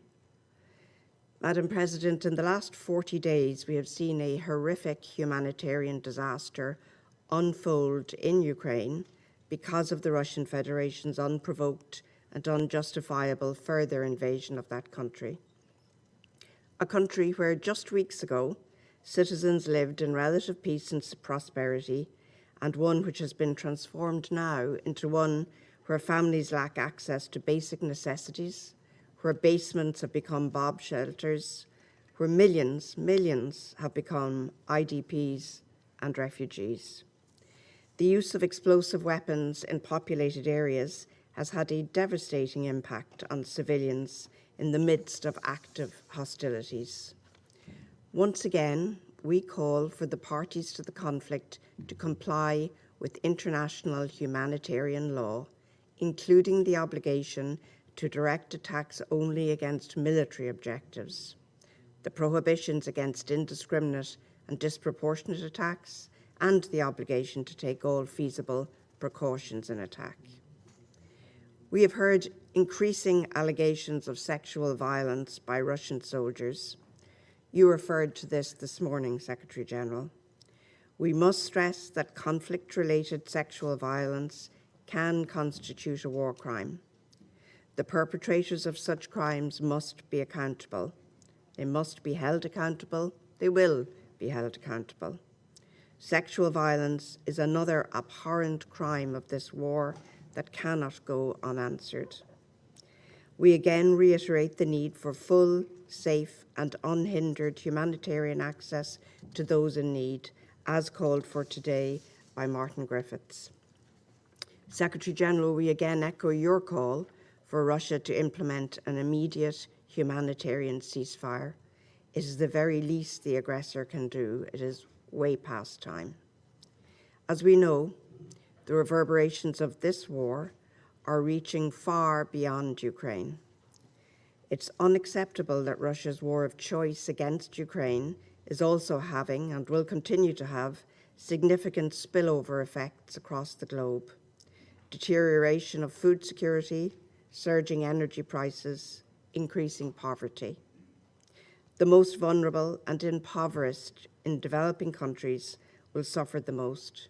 We utterly reject that. Madam President, it is our collective responsibility here at this table to maintain international peace and security, nothing less. This is why we call on the Russian Federation to stop this war, to stop its unlawful attempts to establish occupying authorities, to stop destabilizing the democratic foundations of the Ukrainian state. Such steps are yet further reprehensible violations of Ukraine's independence, sovereignty, and territorial integrity. It gets harder each time to say this, but it is never too late to do the right thing and to end this war now. Thank you, Madam President. I thank the representative of Ireland for her statement, and I now give the floor to the representative of Brazil. Thank you, Madam President.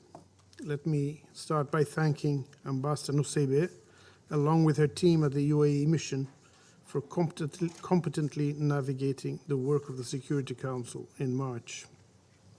I welcome His Excellency, Mr. Volodymyr Zelensky, President of Ukraine, in the Council today. I would like to thank the Secretary General, Antonio Guterres, and the Secretary General for Political Affairs, Rosemary DiCarlo, and Under Secretary General for Humanitarian Affairs, Martin Griffiths, for their updated presentations about the situation in Ukraine. Madam President, as we enter into the 6th week of hostilities in the Ukrainian territory, we continue to witness appalling images of human suffering. The recent reports of acts of violence against civilians in Bucha, Irpin, Kharkiv, Donetsk, and other places affected by the conflict are extremely worrying, according to the statement by the ICRC. We call for a really independent and thorough investigation of all reported violations with the full cooperation of both parties to the conflict, without prejudging any conclusions, and underscore the need for perpetrators to be held accountable. The international community is witnessing for too long appalling scenes of destruction of once peaceful cities, with shocking images from the conflict and the desperation of thousands of civilians trapped in the battlefield, with no food, no water, and no electricity. Once again, we renew our pleas for a broad, effective, and immediate cessation of hostilities in Ukraine. Only after the silence of the guns and the withdrawal of troops are achieved will it be possible to halt the immense costs of human suffering this conflict has brought. Madam President, the General Assembly has recently adopted a resolution on the humanitarian situation in Ukraine.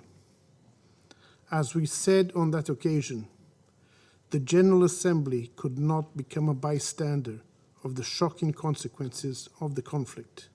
And, as we added last week in this chamber, neither can the Security Council. As the main UN organ with primary responsibility for the maintenance of international peace and security, the Security Council has the mandate and the responsibility to address this situation in an effective manner. Nevertheless, our assessment is that the Security Council is failing in its role to help in supporting efforts to foster a constructive dialogue between the parties, with the aim of brokering an effective peace settlement to this conflict. We deeply regret that the Security Council has not been able to speak with one voice throughout the crisis.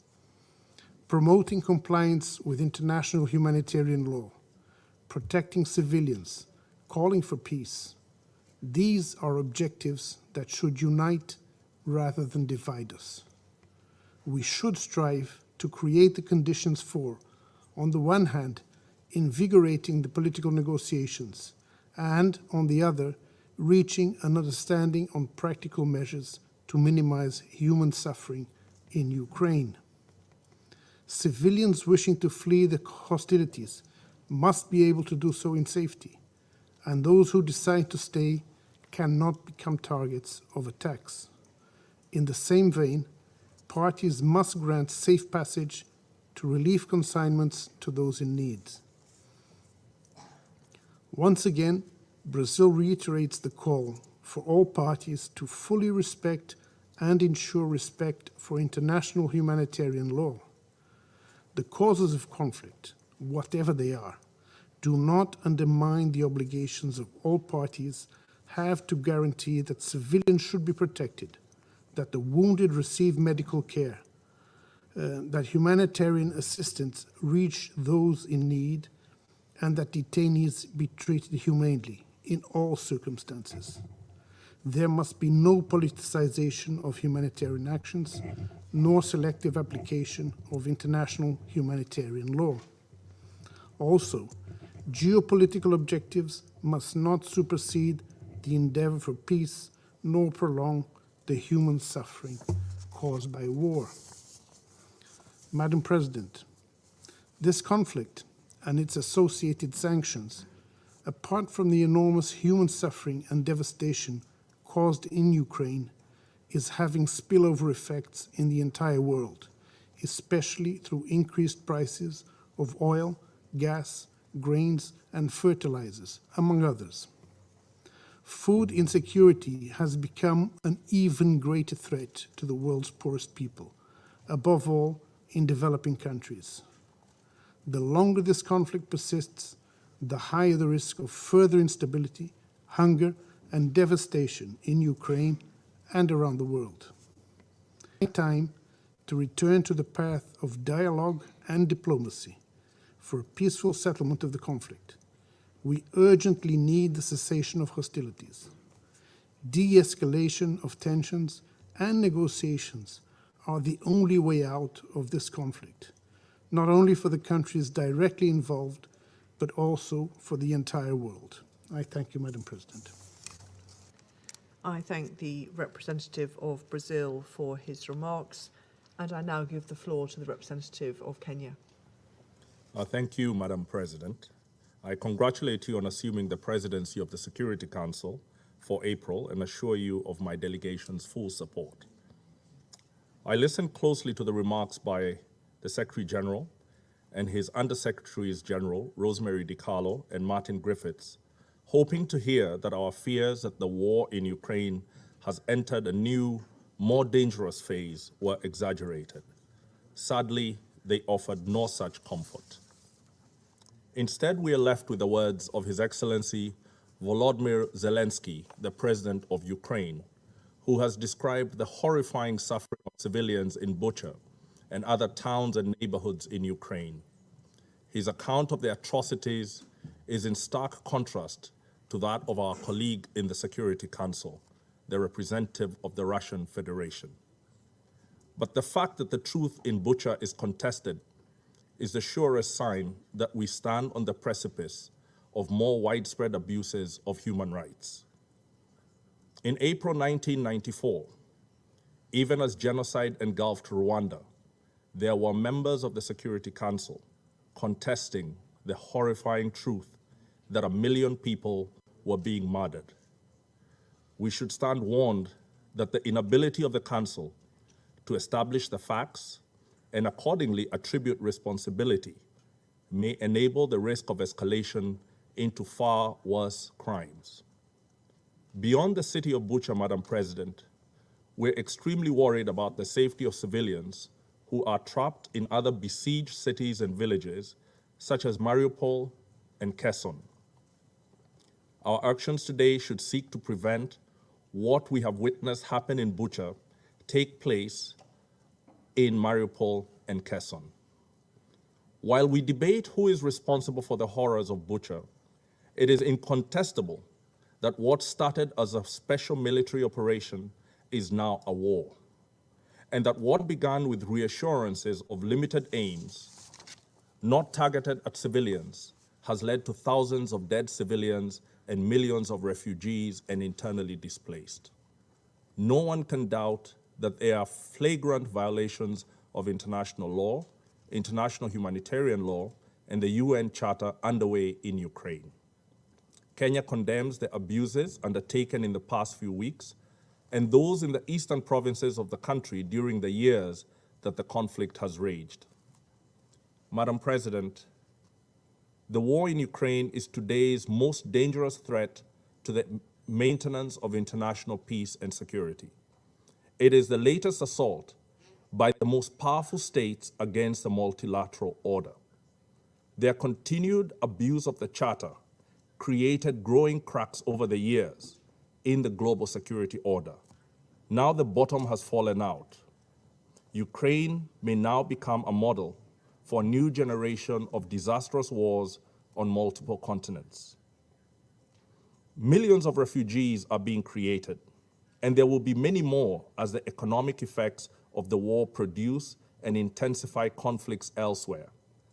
Accelerating food and energy prices are plunging millions into worse forms of poverty. The UN, as a forum for solutions to humanity's most pressing problems, is losing prestige and its historical standing. President Zelensky has left us with ideas for Security Council reform that we need to consider seriously. Things have fallen apart, and the center cannot hold under these assaults on our United Nations. We must reform. There are no easy solutions. Even a negotiation that is not properly structured to protect the people and sovereignty of Ukraine could be the prelude to a wider war. For now, we urge the following urgent steps, understanding their limits due to the continued inability of the Security Council to act decisively. We call for an impartial and prompt United Nations investigation into the atrocities against the civilians in Bucha and other towns in Ukraine. This calls for an immediate end of all hostilities to guarantee unfettered access by the investigating teams. We urge the conflicting parties to immediately make clear to their military personnel that they will be held to account on the basis of command or superior responsibility if they violate the international laws that regulate warfare. We commend Ukraine's neighbors for opening their borders to refugees of multiple nationalities from Ukraine. We continue to urge them to ensure that the thousands of affected Africans be treated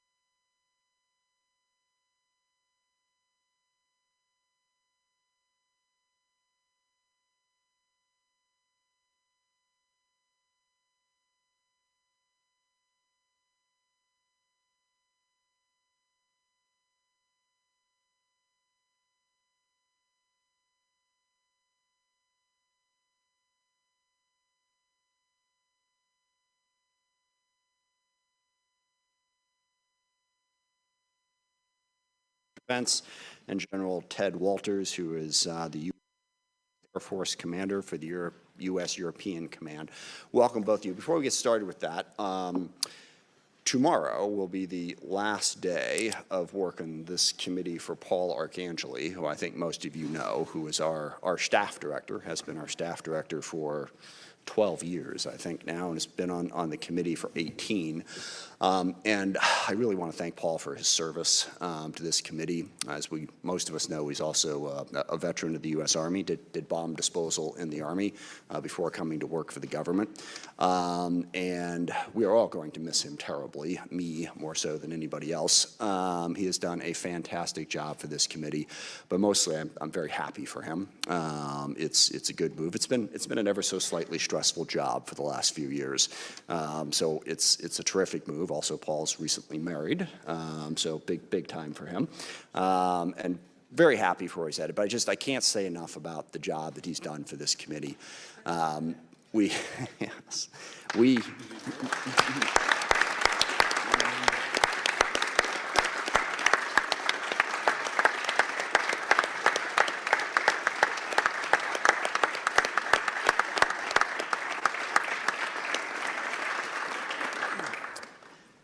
We are constantly told in this committee about how we pass our bill every year, going on, I think, 61, 62, 61, something like that.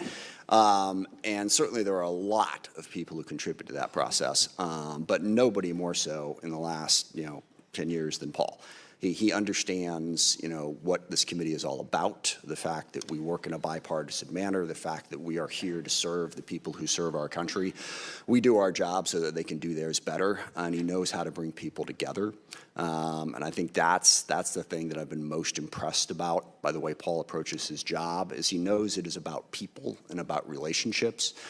He cares deeply and personally about everybody involved in this process, makes us feel included, and makes us all better at what we do. He has helped build a culture here that enables us to do our job better. And personally, I'm sure I could have done this job without him. I don't think I could have done it well. When I first got this job, I was in a little bit over my head, but Paul was not. And he took the time and the patience to sort of guide me and educate me about that, and also to be a good personal friend, to understand that it's not just about the job, it's about what's going on in everybody's lives, and you have to understand that if you're going to get the best out of people and be most supportive of them.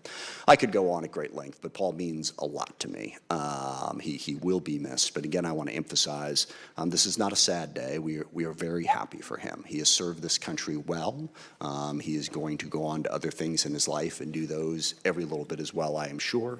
And mostly, I just want to thank him for everything he's done for this committee, for this Congress, and this country. So thank you, Paul. We appreciate your service, and good luck. It is an incredibly important hearing that we have this morning, as you all know. There's always a lot going on in the world that is of concern to this committee and of concern to the United States defense policy, but Europe is the central focus right now because of Russia's brutal, unprovoked invasion of Ukraine and all the implications that flow from that. So really look forward to the testimony from our witnesses today about the situation there. There's a number of different aspects to it. Certainly we want to get the latest, the update on what's happening in Ukraine. I think that the President and others have stated our policy clearly. We need to protect Ukraine. Well, basically, there's three key pieces to it. We need to do everything we possibly can to support Ukraine in their fight against Russian aggression. We need to make sure that we don't stumble into a wider war with potentially catastrophic consequences for the entire globe. We do not want a war with Russia, and we have to be cautious about how we approach this to make sure that we don't do that. And lastly, we want to make sure that this is a strategic failure for Putin. A number of people are, asking the question, how does this end? I think the honest question is nobody really knows. But how it should end is with Russia basically going back where they came from, and Ukraine being the sovereign democracy that it is and was and should always be. That's how it should end. Now, that's easier said than done, but I think that goal as our overall policy should be the central focus. So we want to know what's going on in Ukraine. We want to specifically know what we can do to be supportive. The Ukrainians have fought incredibly bravely and better than I think just about anybody expected. We have to give them the help they need to continue that process. And then, of course, there are broader implications beyond Ukraine. What is our policy in Europe? What are we going to do to shore up defenses in Eastern Europe? Without question, NATO is more important now than it has been for a very, very long time, and in particular in Eastern Europe. I met yesterday with Romanian members of the Senate. They are very concerned. They want our support. As you know, Poland, the Baltics, all of the countries in Eastern Europe and throughout Europe are concerned. We need to have an adequate posture in Europe to deter Russia from any further aggression. We want to hear how you're going to put together the plans for that. Well, at the same time, I want to thank both of our witnesses today for the leadership that has brought NATO together to a greater extent than it has been in a long time. I think the whole world was surprised, the degree to which our alliance joined together and in unity responded to this Russian invasion through our support for Ukraine, our support for economic sanctions. I think we have on any shadow of a doubt that alliances matter, okay? That America first isn't going to get you very far if you don't have friends and allies and people who can work with you in the world to meet the challenges that we face. I want to know how we're going to build upon that going forward. And then lastly, budget was released 2 days ago now, I think. How does that affect what you're trying to do? What are the keys? What is the most important thing that you need to be able to provide that adequate deterrence in Europe? Not the most important thing, but what is the package that is going to be necessary to give us the support necessary? What's most important in the budget? How are we going to make that work? This is an incredibly important theater and a very timely moment to have this hearing, so I look forward to our witnesses' testimony and the questions and answers from members. And with that, I yield to the ranking member, Mr. Rogers. Thank you, Mr. Chairman, and I concur with your observations, and I also concur with your celebration of our staff director, and I would note that he has Alabama roots, which makes him even cooler, and will be missed. But I want to thank our witnesses, express my appreciation for your service to our country and your preparation for this hearing. We're a month into Putin's catastrophic invasion of Ukraine. The Russian offensive appears to be stalled. If Russian casualties don't exceed 10,000, they soon will.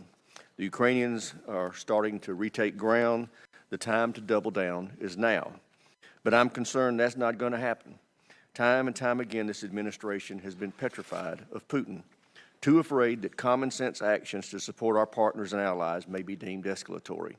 As a result, they were way too slow to get aid to Ukraine. We should have started back in Thanksgiving with visible, aggressive deliveries of lethal aid to Ukraine.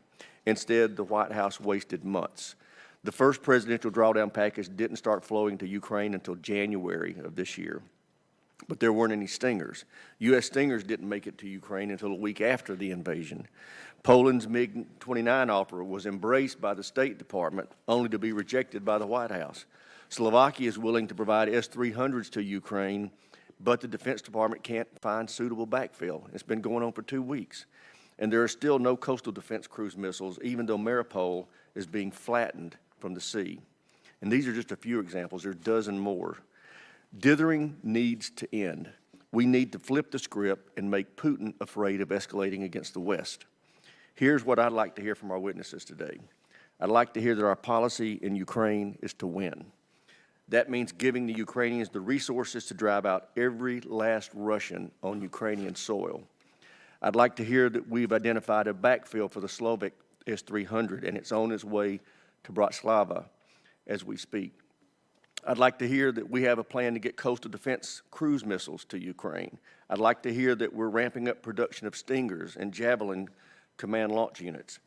We also need to dramatically ramp up production of small tactical UAS systems like Switchblade and get more of these systems into Ukrainian hands. Finally, I'd like to hear that we're going to reinforce our allies with permanent bases in Poland, Romania, and the Baltics. I've been pressing for more dispersed forces in Europe for years. We owe it to our allies and our partners, especially those on the Eastern Front. Nothing less than our full forceful support will do. Finally, General, I know that your time at UCOM is supposed to come to an end in the next couple of months. It's my hope that Secretary Austin sees fit to extend your time a little bit and so that you can help see us through this crisis. I don't want to make your wife mad, but we need you. So I really think that having a transition at UCOM right now is not in the best interest of our country. And with that, I yield back, Mr. Chairman. Thank you. Dr. Wallander.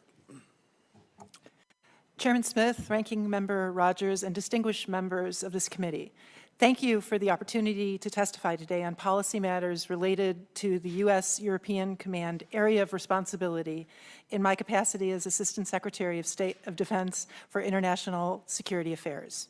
Before I begin, I would like to express my appreciation for the continued support from Congress and this committee in shaping and resourcing the Department of Defense's efforts in this region. It is an honor to appear alongside General Walters, who is an outstanding partner.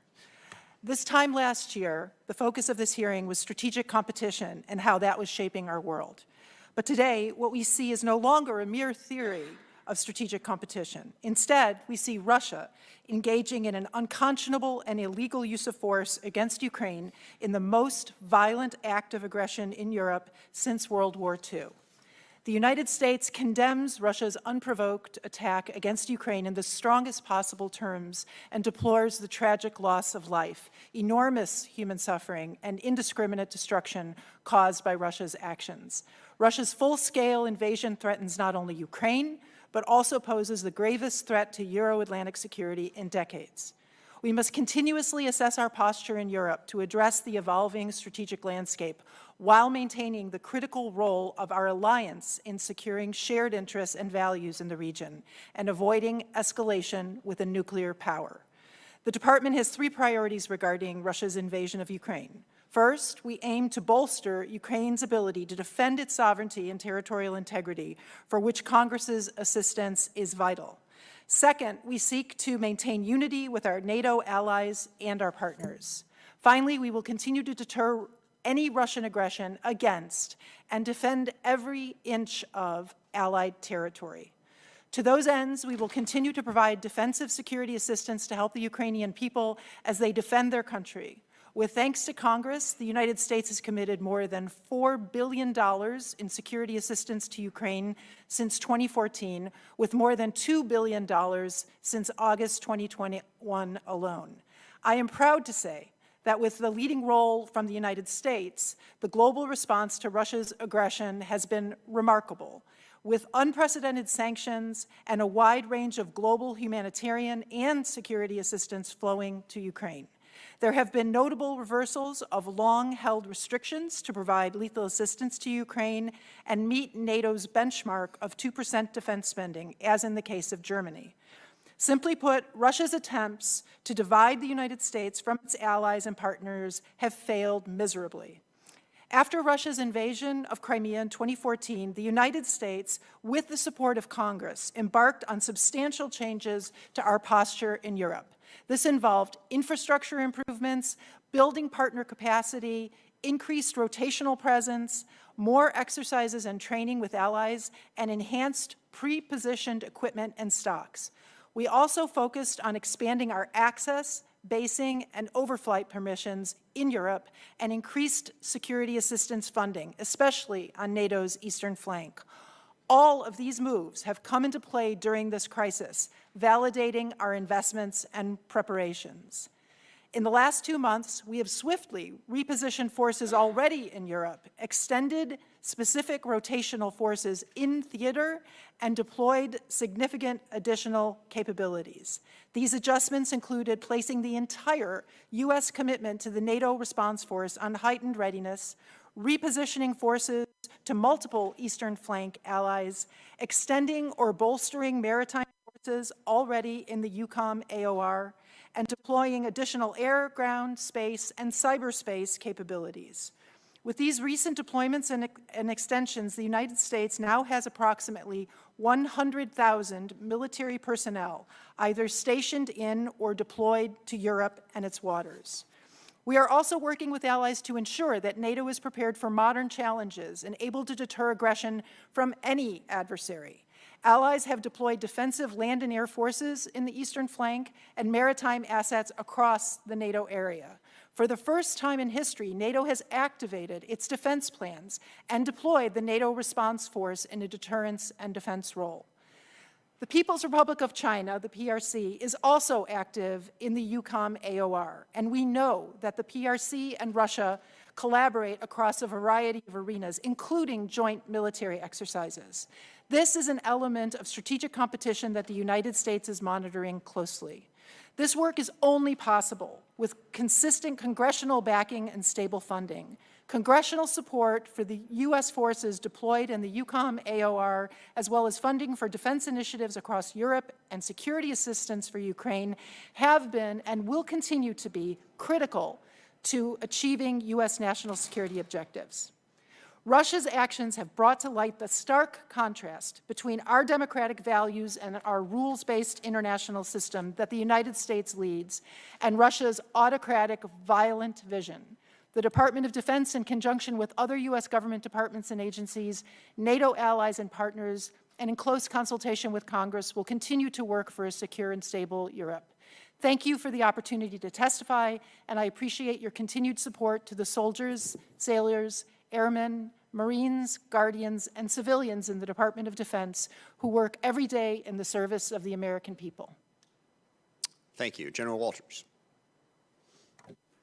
Chairman Smith, Ranking Member Rogers, distinguished members of the committee, and Paul. On behalf of the men, women, and families who serve our nation, we extend our thanks for your steadfast support. It remains a privilege to serve alongside these dedicated patriots and all of our allies and partners. It's also an honor to testify with Assistant Secretary of Defense Celeste Wallander. She's a tremendous force multiplier for our entire team. And appearing with us is our EUCOM Command Chief, Phil Easton. He's a force of nature at our headquarters in Stuttgart, Germany, and he leads from the front with respect to treating people with dignity and respect. We're fully aligned with the Department of Defense priorities to defend the nation, take care of our people, and succeed through teamwork. Every day we work to generate peace with our allies and partners by strengthening the deterrence and defense of the Euro-Atlantic. This is a pivotal moment in Europe with generational implications. When testifying before this committee last year, Russia was already on the path to further intimidate and threaten Ukraine while testing the will and resolve of the transatlantic alliance. Russia's premeditated and unprovoked invasion of Ukraine has galvanized our allies and global partners. We admire the courage and tenacity of the Ukrainian armed forces and citizens, and we so respect their sovereign democracy. In the Atlantic area, NATO remains the cornerstone of deterrence and defense. As we face the largest conflict in Europe in 3 generations, our transatlantic alliance has responded in all warfighting domains. In the air, NATO has established an air defense architecture along the eastern flank that includes contributions from 11 separate allies. On land, allies continue to deploy additional forces to enhance its forward presence from Tallinn in the north to Sofia in the south. At sea, our standing maritime forces are infused with additional capabilities to ensure freedom of navigation spanning from the Arctic to the south to the Aegean. Aircraft carriers in the Mediterranean dramatically increase the inherent air combat capability in NATO's air defense architecture along the entire eastern flank. NATO's capabilities in space and cyberspace are more closely integrated than at any other time in the alliance's history. The sum of these modern multi-domain capabilities underwrites the security of NATO's Article 5 guarantee. A protagonist of our commitment to NATO begins with our efforts in the United States European Command. Our primary mission is to compete, deter, and prepare to respond to aggression with the full weight of the NATO alliance. Our investments in military-to-military relationships, training, and readiness build unity, resolve, and combat credible deterrence. U.S. EUCOM, with support from forces in the continental United States, has sparked the allies to enhance posture along the eastern flank, rapidly deploying 3 brigades of European base and CONUS-based combat forces, a carrier strike group, and fourth and fifth generation fighters. This effort is America's effort, with soldiers, sailors, Marines, airmen, guardians, and Defense Department civilians from all 50 states and territories, some based in Europe, others rotating into Europe from across the nation. This build is enabled by years of focused investment through the European Reassurance and Deterrence Initiatives, as this committee well knows, commonly referred to as ERI and EDI. These enhancements, including facilities, pre-positioned equipment, rotational deployments, and all-domain exercises, has improved our speed and agility. As a brief example, thanks to EDI and ERI, we were able to deploy the entirety of an armored brigade combat team from Georgia in the United States to Germany in just 1 week. That level of speed is unmatched globally. On behalf of the men and women of the European Command, we thank Congress and the American people for their contributions in this effort. The capabilities the Department has brought to bear in response to this acute security environment have required critical partnerships with U.S. Transcom, U.S. Cybercom, U.S. Stratcom, and the intelligence community. These partners are vital to establishing and sustaining our current deterrence and defense posture. We are witnessing a generational moment, a historic demonstration of unity and will, and an unprecedented effort by allies to strengthen defense while simultaneously helping those in need. Just an example, but it's a very critical one. We've seen Germany commit to meet the alliance 2% benchmark, and we expect other allies will follow and redouble efforts to adequately invest in defense to generate peace.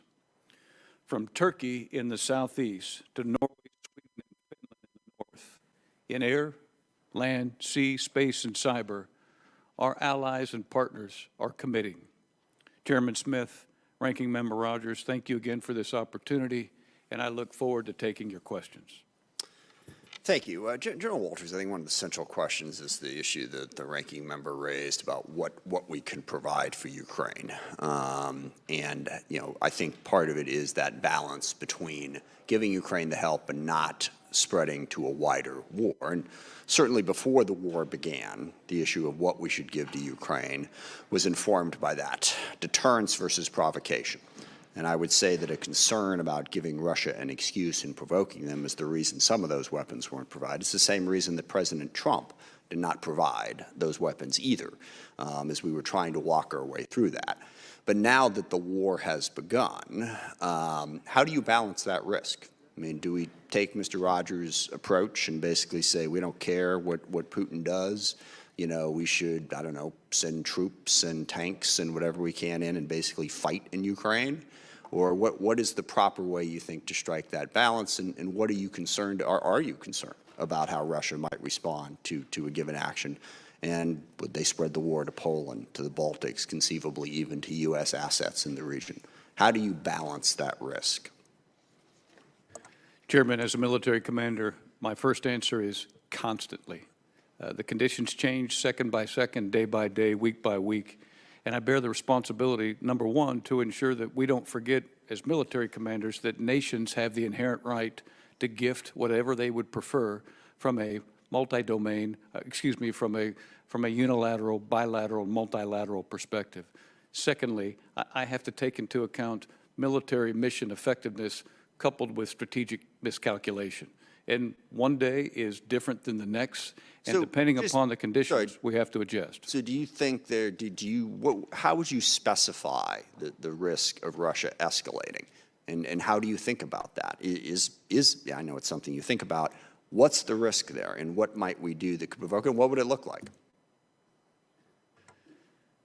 It depends, and the risk that we have to gauge is the risk that Russia first imposes upon Ukraine. So we have to be smart about imaging our way through Ukraine's military perspective and then taking into account what the allies and partners can contribute. And we're always concerned about the force protection disposition of the Ukrainian armed forces and the Ukrainian citizens and obviously the populations on the periphery. But all of that has to come into our cross-check. outside of Ukraine is what I'm trying to get at. Is there, I mean, is there a risk that if we, get more engaged, that Russia would spread the war? And if so, how would they spread the war and to where? There's always a risk, and they obviously are capable of utilizing all domains and their whole of government capabilities. So as a military mission planner, I've got to take into account all of those branches and sequels. And obviously, as a NATO commander, I am most concerned about the eastern periphery of Europe as it connects to Russia. Okay, so, but we can, in fact, provide a lot of weapons to Ukraine within that manageable risk, and I think we are doing that. What's most important to your mind in terms of what weapons we need to get into Ukraine right now to help them? And I agree with Mr. Rogers. The goal here is to push the Russians out and win the fight. What are the most important weapons the Ukrainians need right now to make that happen? I can go deeper in a classified session, Chairman, but what I can say is those capabilities that are anti-armor, anti-tank, and surface-to-air missiles are very, very important. They have been effective in the campaign, and I suspect in the near future they will continue to be effective. Okay, thank you. Mr. Rogers. Thank you, Mr. Chairman. I would like to correct the record in saying that President Zelenksy has never asked for American troops to come and fight on Ukrainian soil, nor have I. We want them to get everything they ask for that they need to win this war, and that's my position. The DOD comptroller announced yesterday, and I was surprised to hear, that there were 0 changes made to the president's budget based on the Ukrainian invasion. Is that accurate, Dr. Wallander? Congressman, I have not seen that reference. I apologize. I can't validate whether that is true. I can take that question back to get you a solid I just can't answer. imagine we wouldn't be adjusting the budget to reflect what's happening in Eastern Europe right now. Yep. You heard me say in my opening remarks that Slovakia has offered S-300s, which are desperately needed by Ukraine, but all they've asked for is us to backfill. Why is it taking 2 weeks for us to not get them something? Tell me the cavalry's on the way. Yes, Congressman. We are working with Slovakia to identify the requirements for meeting their needs. I can speak, and General Walters can speak in greater detail during the classified session, but we are working on this. And meanwhile, we have focused on getting countries that hold Soviet legacy systems, including S-300 systems that have spare parts, missiles, different parts of that S-300 system, who are willing to send that to Ukraine. So we have not simply been waiting for a resolution of that offer, but have been working on getting the Ukrainians what they need right now. And when is that going to be? That is ongoing, and we can talk in greater detail in the classified session. Okay. I would urge that you continue to keep this committee updated on your progress, at least on a weekly basis. General Walters, you and I have talked many times over the last couple of years about the need for the redistribution of our troops in the European Command and to establish permanent basing in Poland, Romania, and in the Baltics. What is your military advice as to whether or not permanent U.S. forces in Poland, Romania, and the Baltics will help reassure NATO and deter Russia? Congressman, it's got to change. And certainly this is an opportunity as a result of this senseless act on behalf of Russia to re-examine the permanent military architecture that exists not only in Eastern Europe, but in our air policing activity in aviation and in our standing naval maritime groups. And as you well know, we're in the process of establishing 8 very coherent minimum battalion-sized battle groups in Eastern Europe that have all the appropriate enablers that are coupled in with all the air policing assets and all the standing naval maritime groups so that we can more comprehensively defend in the east and do so in the north all the way back to the Atlantic Ocean, extending back into the Mediterranean.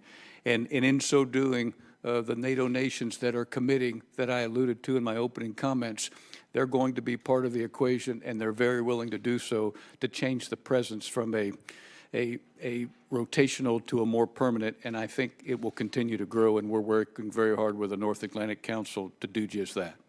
And I think that's an important point. You know, I talked earlier about the Ukrainians not asking us to put troops there. They haven't asked us to give them anything. They're willing to pay for the stuff they're asking for. They just want us to get it to them. And in Poland, the Polish government's offered to pay for us to establish a permanent base there. Everybody wants a base, but that's the first time I've ever heard of a country willing to pay for it. So I do hope that we see that happen. The rotational troop presence is not adequate. It needs to be permanent. And I think that, going back to the chairman's opening statements, the best way that we can solidify and enhance our relationship with our NATO allies is to have that permanent basing there to show that we are committed to this relationship. Lastly, on the Switchblade, that's one system that I've examined, and it seems to be something that would be effective. Dr. Wallander, are you familiar with that system? Yes, Congressman, and we have, like you, been focused on its capabilities and received the message loud and clear from our Ukrainian colleagues that this is required. We have committed 100 Switchblade tactical unmanned aerial systems to be delivered in the most recent package of presidential drawdown. So we've taken that, we've heard the Ukrainians, and we take that very seriously. Thank you, Mr. Chairman. Thank you. Of course, we should all remember we also passed a $13.4 billion supplemental out of Congress signed by the President specifically to deal with Ukraine. Mr. Lanchman is recognized for 5 minutes. Thank you, Mr. Chairman. I want to thank our witnesses for their testimony today. Let me begin, well, with both of you. I have a question on cyber related. The Russian Federation obviously has continued to leverage cyber attacks and disinformation campaigns against Ukraine, Europe, and the United States. Though we have not yet seen the level of cyber activity that we had anticipated from Russia, we still have to be ready for it. How are you preparing your cyber defenses for the potential cyber attacks from the Russian Federation? And I also want to know how you're helping us to bolster the cyber defenses of our European partners and NATO to the degree that we can talk about this in open session. Congressman, first and foremost, we went to the basics with respect to cyber employment. And as you well know, a great cyber offense starts with a great cyber defense. So I know that General Nakasone and team were very, very aggressive with respect to assisting the Ukrainian government and the Ukrainian Department of Defense to improve their network hygiene and network defense. And those efforts started in the November-December timeframe. And the same considerations were given to those European nations on the periphery. And we can talk in more detail in a separate session, but that good defense has been very, very helpful. And I think it reveals in some of the challenges that Russia has faced with respect to their cyber offense against the Ukraine and against the European nations on the periphery. Thank you. And Dr. Wallander, our national defense strategy calls for us to utilize the concept of integrated deterrence. I believe certainly cyber is a critical part of our deterrence capabilities in coordination with other deterrence methods.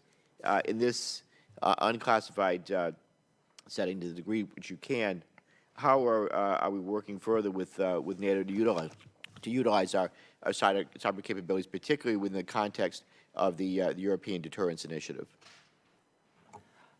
Congressman, thank you for your question, because integrated deterrence does include the cyber domain, and the United States has worked closely with allies to improve their resilience, to monitor networks, to share information, and that work is ongoing because the challenge of Russian activity in the cyber domain is persistent.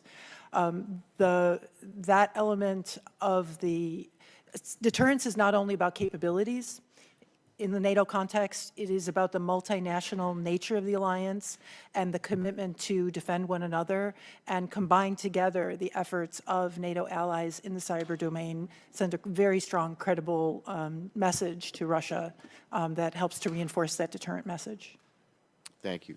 Yeah, incredibly important to leverage those capabilities wherever possible and working with our partners and allies to strengthen those capabilities. Dr. Wallander, first of all, I want to commend both President Biden and the Biden administration, the Department of Defense, and our European partners and allies for supporting Ukraine and really stepping up to the challenge in this historic crisis is caused by the Russian Federation. And I agree with the Chairman's comments that we need to make sure that Russia is pushed back and that Ukraine stays free and independent. In your view, are there any further ways that Congress can help provide better support to Ukraine? I know we've talked about this already, but in a further ability to elaborate on any thoughts you may have, and have there been any barriers that we can overcome to help you get through? And what about when it comes to humanitarian assistance as well? Thank you for that question, Congressman, and I want to reiterate our gratitude for not only the scale of the assistance that the Congress has provided in budget support, but the speed with which Congress took this as a priority so that we're able to support Ukraine. This fight is, because of the courage and the capability of the Ukrainian military forces and citizens, this fight is going to extend. And so looking forward, first of all, we do have, in addition to the option of presidential drawdown, we have the Ukrainian Security Assistance Initiative, and we're looking at what that next set of package should contain, with an eye towards not just days and weeks, but months of sustainment, perhaps longer, for the Ukrainian military and Ukrainian people.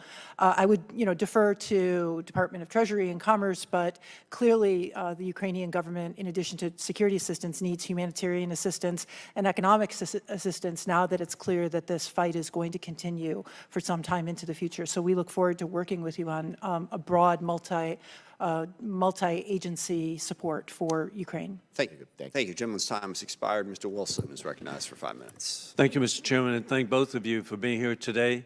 What a time in history. And many of us never anticipated a land war in Europe ever again.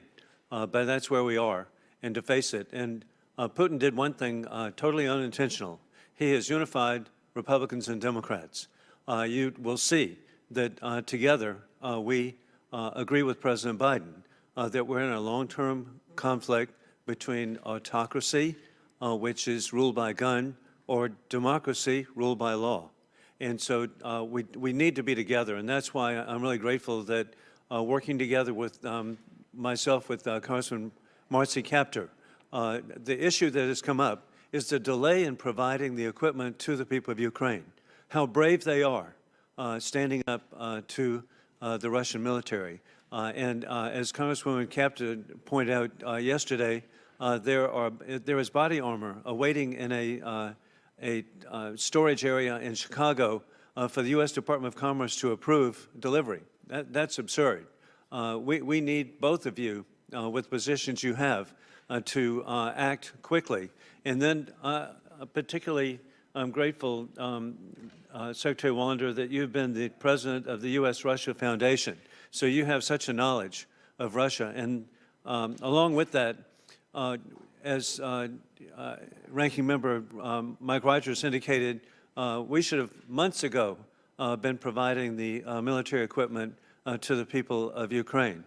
In fact, I appreciate that Mark Levin has revealed that in August, in the Kremlin website, there was an essay by Vladimir Putin that really, in the tradition of Mein Kampf, Adolf Hitler, he says the historical unity of Russians and Ukrainians. That's not what he means. What he means, the unity means no existence of the country of Ukraine. And so hopefully, particularly General for you, I hope the intelligence is provided as to how we can best protect the people of Ukraine. And with that in mind, for each of you, what are the weaknesses that you see in Russian military and or their diplomatic efforts? What can we do to exploit those weaknesses? Try to bring to the people of Russia that they are being betrayed by Putin, the young people of their country. He is just putting at risk of imminent death only for oil, money, power. Madam Secretary. Well, on the political military front and the weaknesses, the Russian narrative, and you yourself have, pointed to how absurd and non-plausible the Russian claims as a pretext for the invasion of Ukraine are to the international community. So the work of the United States closely with allies and partners to expose what the Russians were preparing to do, the pretexts on which, and the absolutely without foundation pretext, has galvanized the international community more rapidly than any really expected, in contrast to the experience in 2014 when they invaded Crimea. So I think that has been a key element of the weakness in a political military sense that has enabled us to pull together the unity on sanctions, on assistance to Ukraine, and on diplomatic isolation of the Russian leadership. Thank you. General. Congressman Wilson, I think it goes back to the point you just made at the beginning. As a military commander, I want to do everything I can to strengthen our support to Ukraine armed forces based off where they are in the midst of their campaign. And from a whole of government perspective, with respect to what nations do to include the U.S., everything that we're doing in the information environment needs to continue and it needs to strengthen. And Secretary, indeed, it's so impressive to see NATO unified, 21 countries. As the co-chair of the EU caucus, to see 27 countries, unprecedented, of the European Union providing military assistance. And then we need your influence too. There are two countries that should be doing more. Israel, which in a destabilized world, they've already had 3 attacks in the last week, murderous attacks. Another country, India, the world's largest democracy. Instability in the world will lead to catastrophe for the terrific people of India, and Prime Minister Narendra Modi and their wonderful government needs to understand that they need to be standing with democracies, standing with Ukraine. Gentleman's time has expired. Mr. Larson is recognized for 5 minutes. Thank you, Dr. Wallander. I want to pull back a little bit. It's going to be a lot of Ukraine questions. This is more of a NATO policy question. NATO is looking to launch something called Diana, which is their tech accelerator.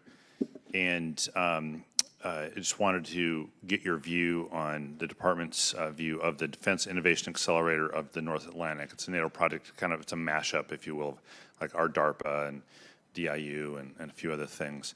Can you just quickly update us on where the department is on that?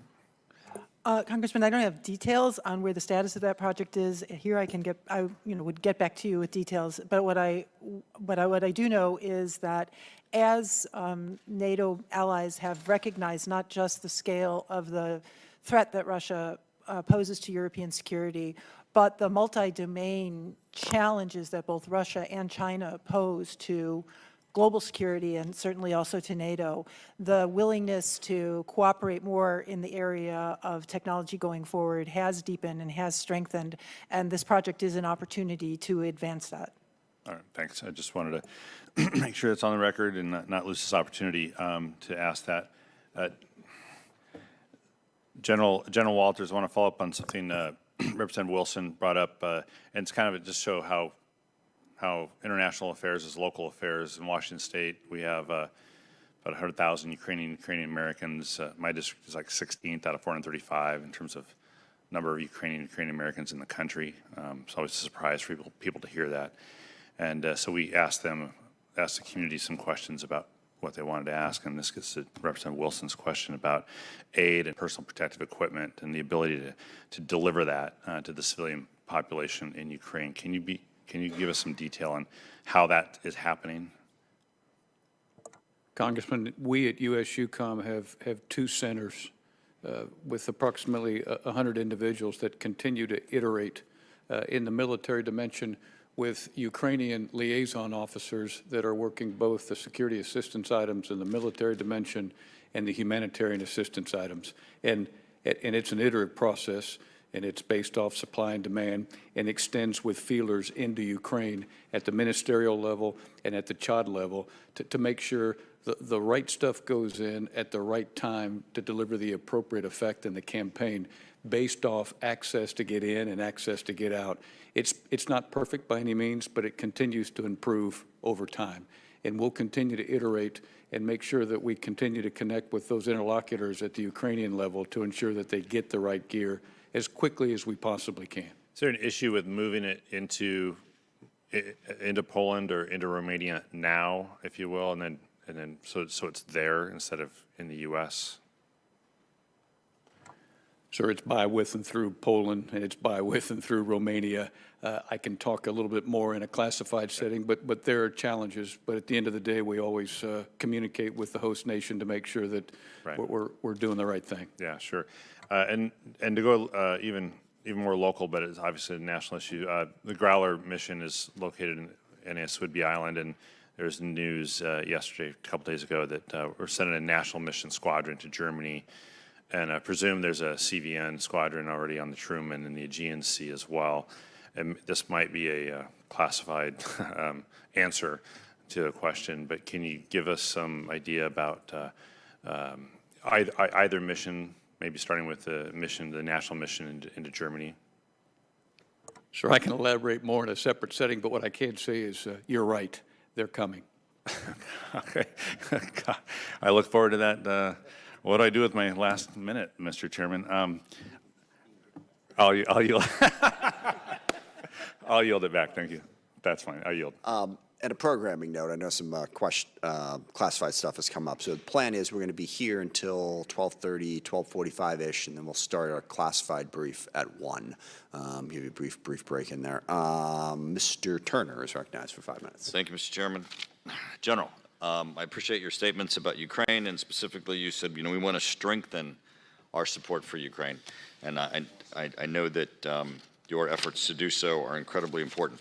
I want to talk to you about the sharing of intelligence. There was a great deal of concern initially when the conflict began that the United States had actionable intelligence that could assist the Ukrainians in having an ability to defend their country, and that there was delays in getting that intelligence to Ukraine. Are you comfortable now with the speed at which our ability is to share that information with Ukraine? And do you think that as looking to strengthening our support for Ukraine, are there gaps or areas that we need to address? Congressman, I'm comfortable, but I want it to speed up. And I always will say that even if it occurs in 1 second, I want it tomorrow to be in a half a second. And as you well know, the DNI's participation and the NSA's participation at the very start of this campaign were revolutionary. And as SACEUR, what I needed most to do was get that data to the nations to get the NAC to be convinced to make the appropriate moves based off the disposition in the periphery of Ukraine. As good or bad, it's better than I've ever seen, and we achieved consensus from a NATO body quicker than we ever have in the past. And it was a result of the intelligence sharing, but it needs to continue to get faster. General, that's a great point. I know everyone's always frustrated with the speed of sharing because, and also, there has to be some assessment as whether or not the intelligence is important and whose hands does it need to get into. And of course, dealing with Ukraine, you're dealing with an area where there's a conflict. General, are there restrictions on geography in Ukraine? As we look to Ukraine and the Donbass region, areas of conflict, and trying to help Ukraine, are you seeing instances where we're tying our own hands, where there are limitations geographically within their own country, where the United States is unwilling to share information with Ukraine about what Russia is doing in its own country? Sir, I haven't seen that. It's just access to some of the far eastern cities. And as you well know, that's a challenge for humanitarian assistance as well as intelligence sharing. And as we image our way through this campaign and we provide our best military advice to our Ukraine counterparts, we continue to make them aware of this very issue, and they are iterating in an attempt to improve. And what do you mean by access to the Far East cities?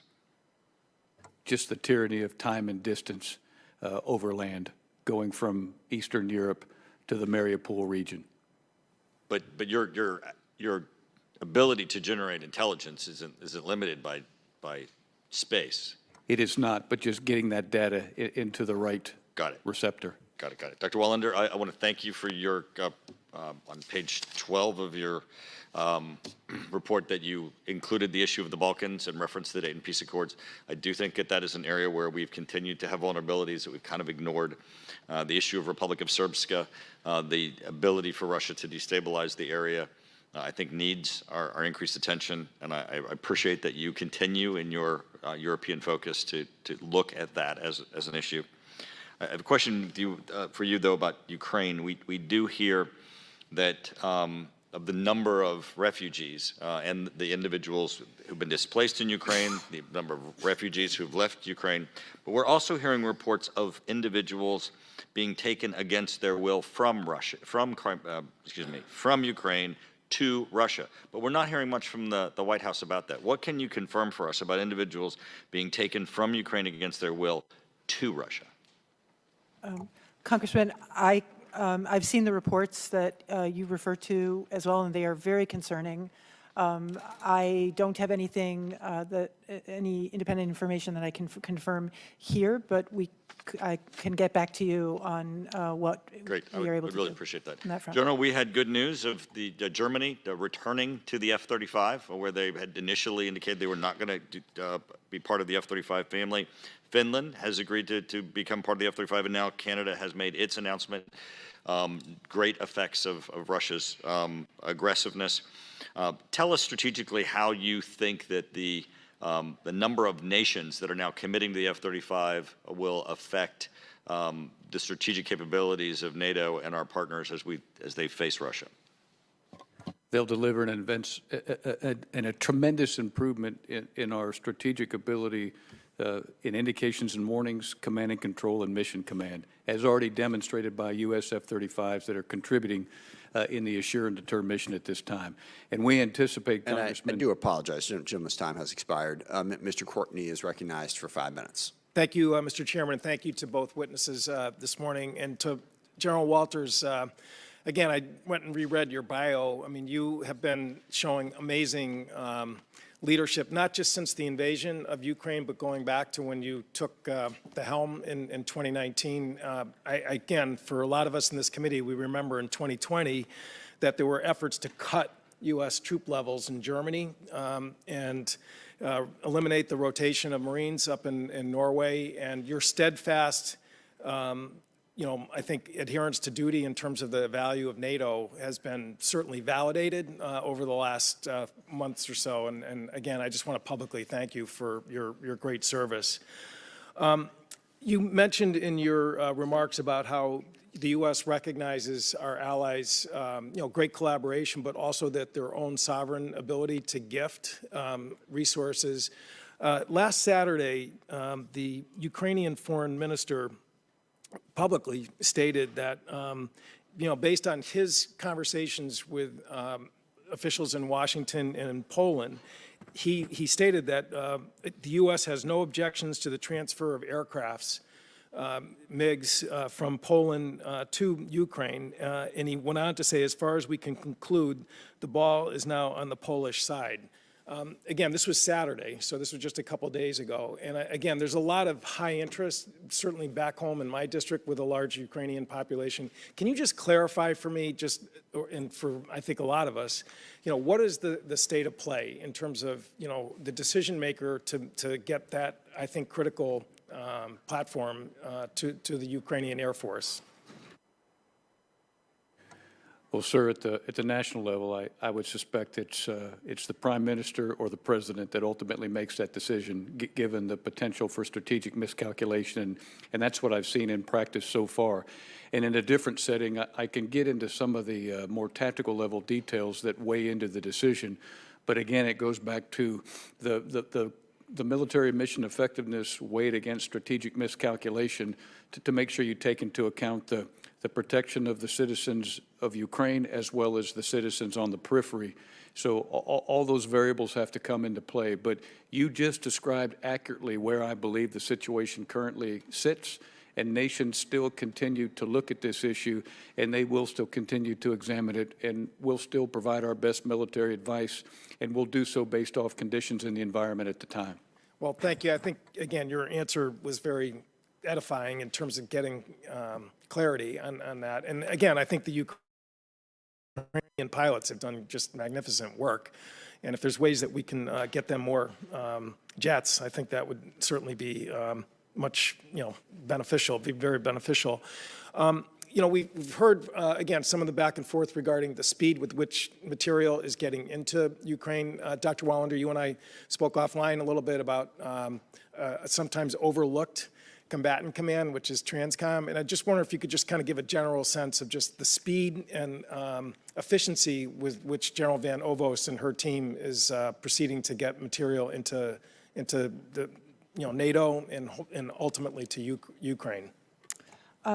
Yes, Congressman. I mean, it is pretty extraordinary, especially since the U.S. has been able to focus on the option of presidential drawdown to be able to pull the kinds of capabilities that the Ukrainians have been prioritizing from U.S. stocks. And then through EUCOM, all credit to General Walters and his team, working with Transcom, in some cases to move from the moment of approval to actual delivery of those capabilities within days, and certainly, you know, within weeks. So it's been... I can feel you now. I know that you're afraid. You're afraid of us. You're afraid of change. I don't know the future. I didn't come here to tell you how this is going to end. The most feared internet radio station on planet Earth. The I'm going to hang up this phone, radio station. and then I'm going to show these people what you don't want them to see. I'm going to show them Fresh Radio Vybz. Fresh Radio Vybz. The most feared internet radio station on planet Earth. The resistance